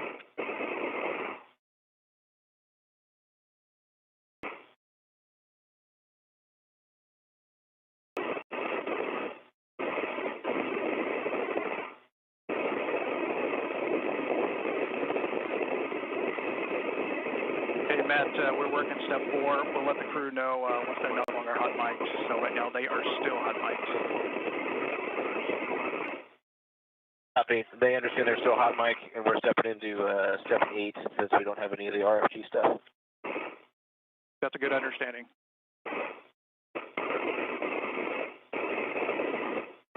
After opening the hatch between the equipment lock and the crew lock, NASA astronaut Matt Dominic went into the crew lock portion where NASA astronauts Tracy Dyson and Mike Barrett are, just to inspect the crew lock for any water particles as a result of the SU. Look for message 433 for procedure deltas. 433. 433.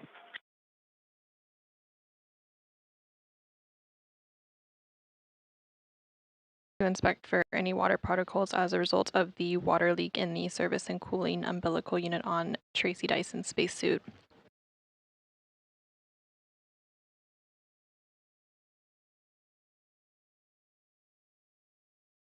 Matt Dominic and Jeanette Epps, currently on your screen, will now work to move Tracy Dyson and Mike Barrett back into the equipment lock. After they are back in the equipment lock, they will remove the safer or simplified aid for EVA rescue from the back of their spacesuits.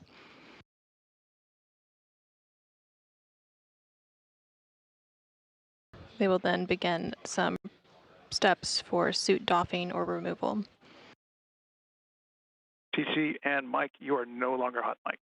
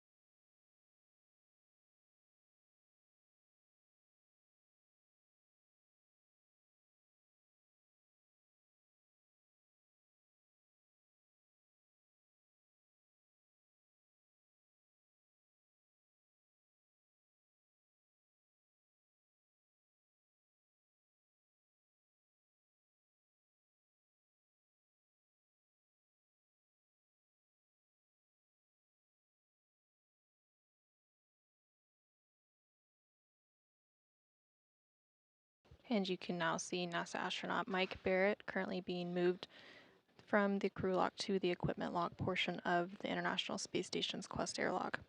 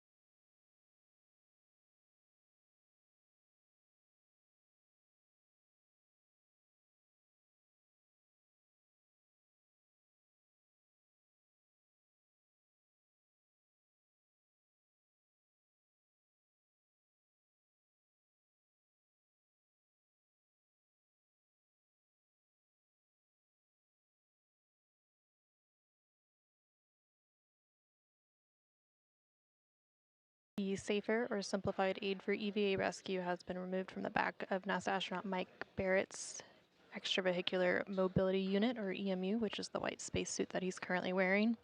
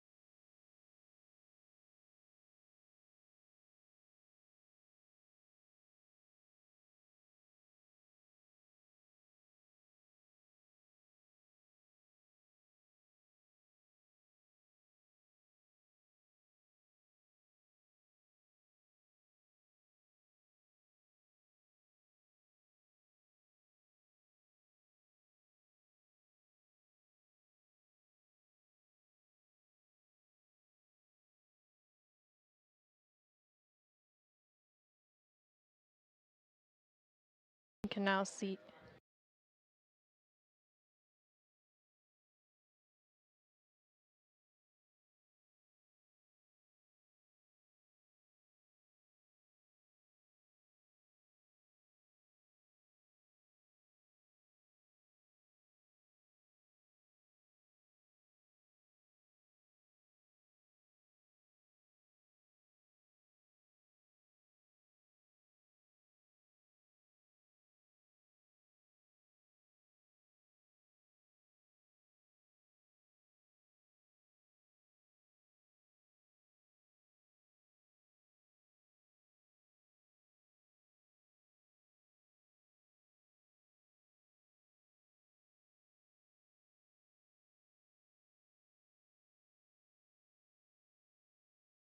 Houston airlock on 1.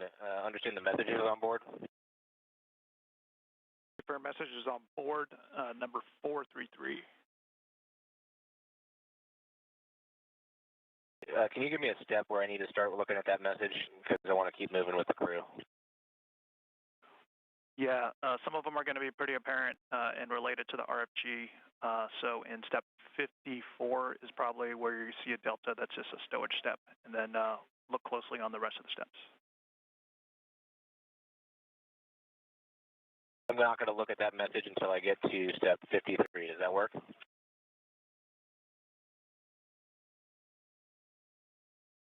That'll work, Matt.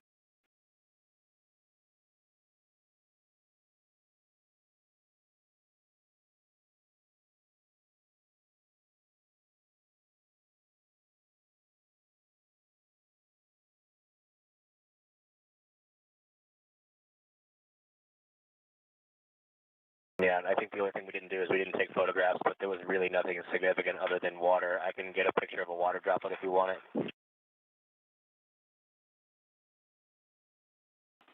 We're all set, Matt. Your description was really, really helpful.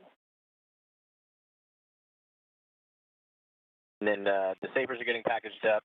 Jeanette and I are going to focus on Mike and TC, and after that, Team Starliner is going to go in there and do your video tour for the IV hatch and the airlock. Does that work for you guys? It works for us. Thanks.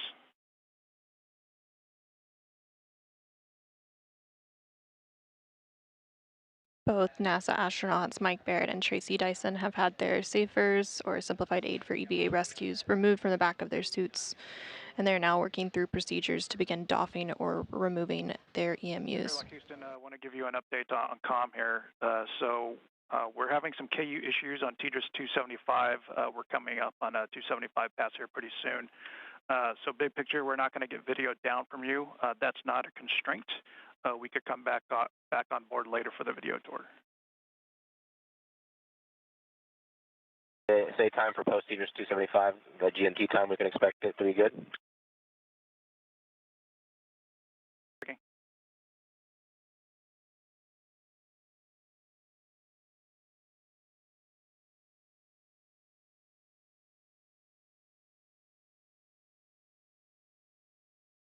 Right, Matt, GMT 1434, we're going to be on another satellite.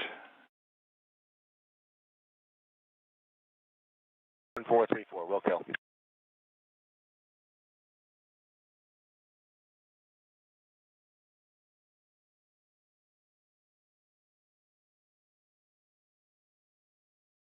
On your screen, you're seeing NASA astronaut Mike Barrett on the left-hand side and NASA astronaut Tracy Dyson on the right-hand side in the extravehicular mobility units.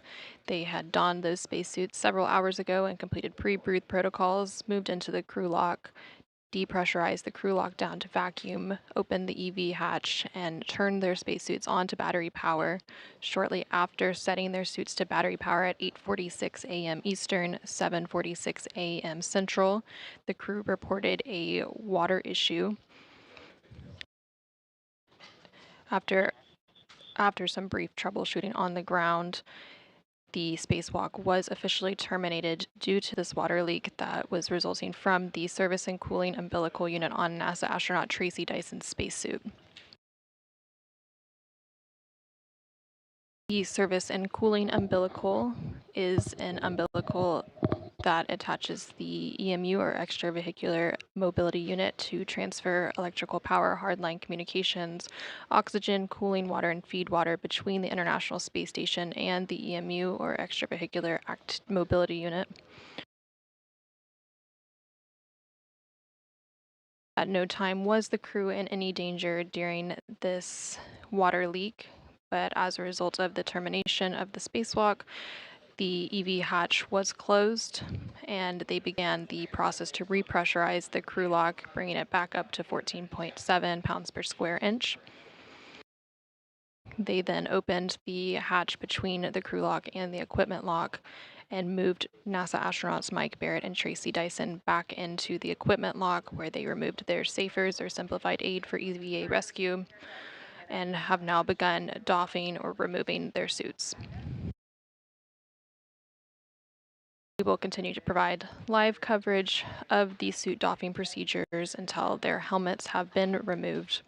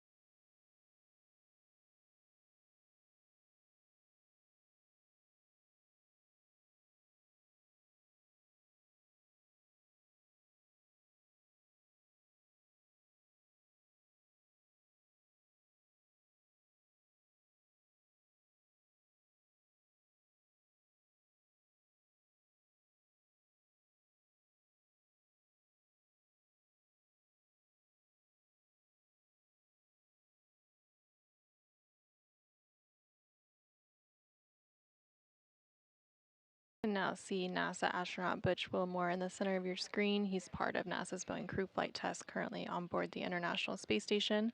He is capturing some photos of the glove of NASA astronaut Tracy Dyson's EMU, or extravehicular mobility unit. As a result of today's spacewalk termination, they are working to gather some extra imagery to send to teams here on the ground to investigate and troubleshoot and really determine a cause of the leak in the service and cooling umbilical unit.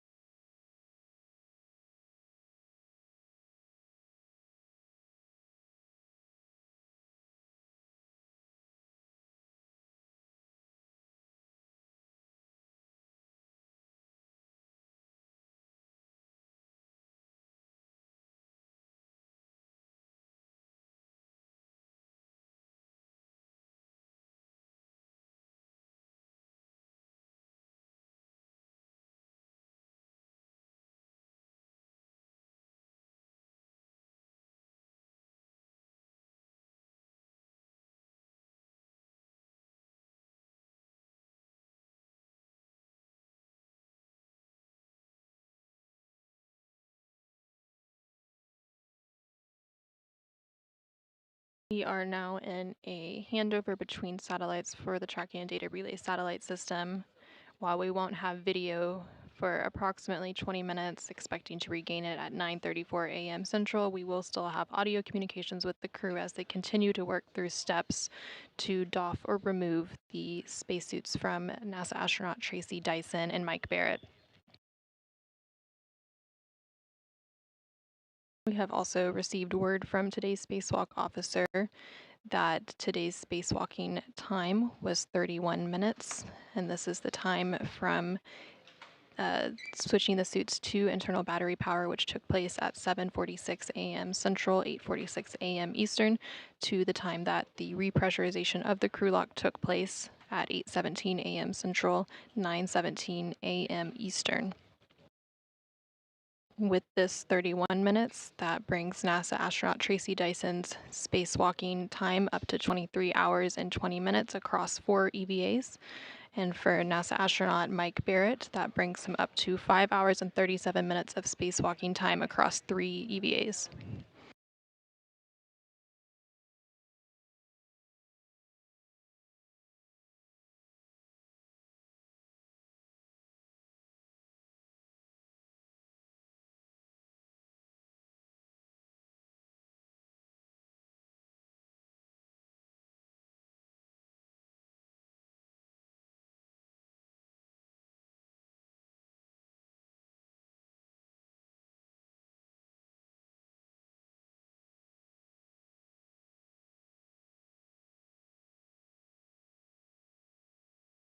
Lock Houston on 1 for Deltas.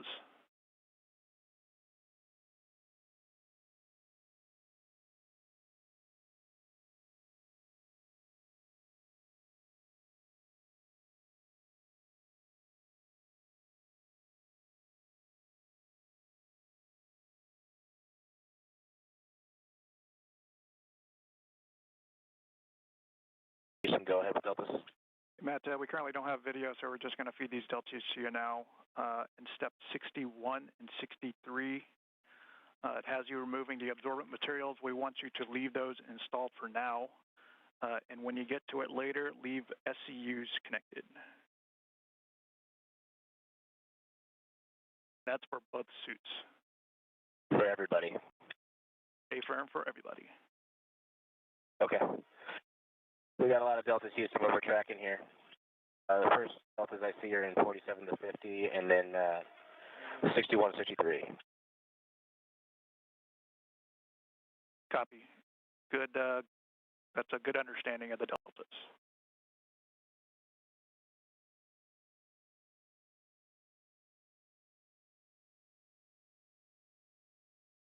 And as a reminder, Matt. Well, Houston, XGP does not have a 63, so that's easy not to do. And 61 is just taking the helmet absorption pads out, so we'll leave those in the helmets, no problem. Yep, that's good. And step 54 for the PGT batteries, those could go in the mesh bag, so that's the other delta.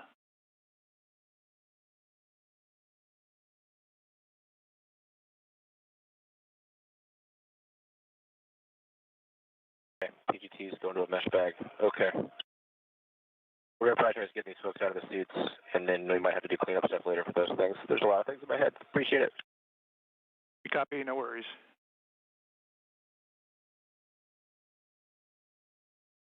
Houston, all the pics we took today are on SSC6, and that includes the glove pictures, and the only thing of note was inboard right side of Tracy's index finger. So the inboard side of Tracy's index finger, is there anything that might be of question? Thanks, Butch. We'll look at SSC 6. Appreciate the words.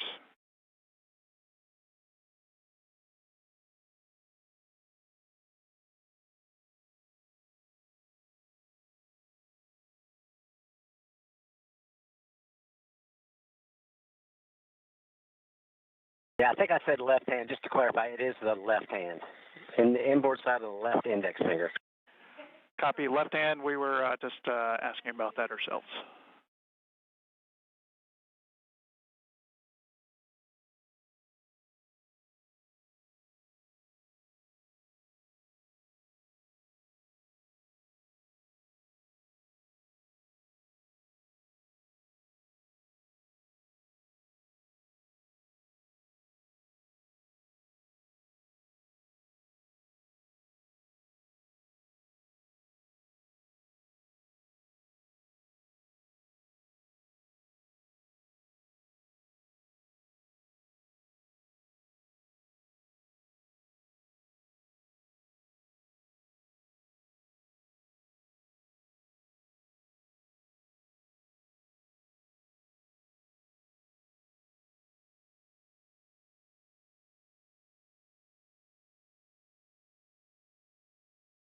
We continue to be in a loss of signal for the video feeds coming from the International Space Station due to a transfer of ground stations, but we still have audio communications with the crew on board the station as they continue to work through steps to remove the extravehicular mobility units currently on NASA astronauts Tracy Dyson and Mike Barrett following today's 31-minute spacewalk.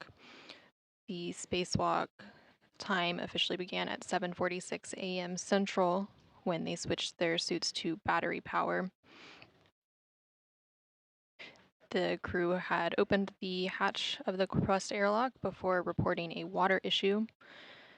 This water issue was traced to a water leak in the service and cooling umbilical unit on NASA astronaut Tracy Dyson's spacesuit. As a result of this issue, U.S. Spacewalk 90 for today was terminated. The crew then worked with ground controllers to repressurize the crew lock section of the Equest airlock before returning inside the station's equipment lock, where they are currently working through those steps to remove their spacesuits. For today's spacewalk, they had planned to complete the removal of a faulty electronics box known as a radio frequency group from a communications antenna on the starboard truss of the space station. They were also going to collect some samples for analysis to understand the ability of microorganisms to survive and reproduce on the exterior of the orbiting laboratory. The spacewalk was expected to last about 6.5 hours. Teams here in Mission Control Houston are continuing to troubleshoot and work through steps to better understand the water leak issue that was reported, and the crew aboard the International Space Station are also working to collect imagery of the crew lock and of the spacesuits to send to teams here on the ground to inspect further. While today's spacewalk was terminated early, the crew was at no time in any danger. At the time of the spacewalk termination, it was unclear how much water was left in the water tanks of her suit, which is why the spacewalk was terminated early as a precautionary measure.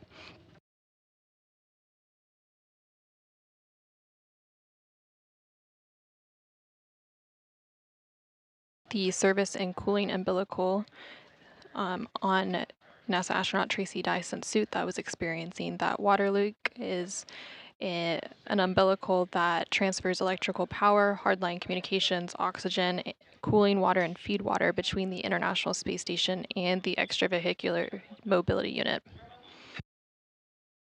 We will continue to provide live coverage all the way until we receive video views back and we confirm that NASA astronaut Tracy Dyson and Mike Barrett have had their helmets removed. We expect to regain video feed here in about 12 minutes at 9:34 a.m. Central, 10:34 a.m. Eastern.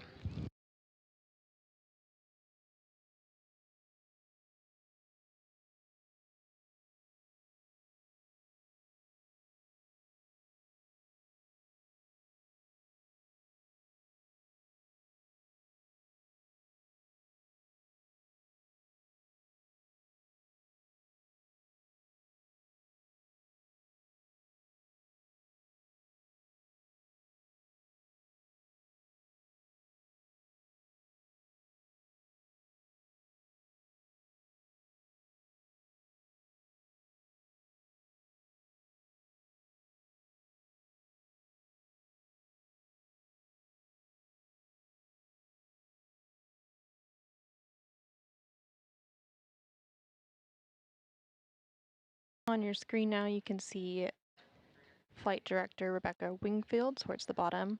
She is the lead flight director for today's spacewalk operations. She's currently speaking with the flight controllers here in the International Space Station Flight Control Room as they continue to discuss today's spacewalk and the issues that arose and also work through troubleshooting and next steps.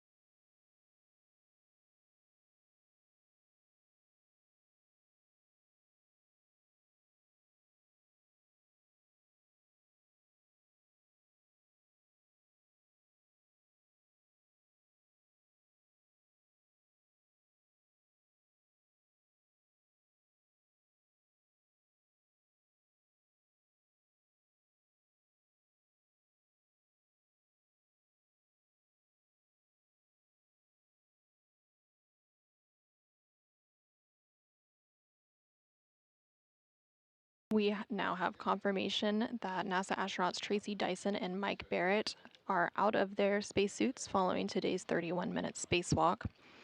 U.S. Spacewalk 90 was going to complete the removal of a faulty electronics box from a communications antenna on the starboard truss of the space station. They were also planning to collect samples for analysis to better understand the ability of microorganisms to survive and reproduce on the exterior of the orbiting laboratory. While the spacewalk was intended to last 6.5 hours, it was terminated shortly after the suits were set to battery power at 7:46 a.m. Central, 8:46 a.m. Eastern.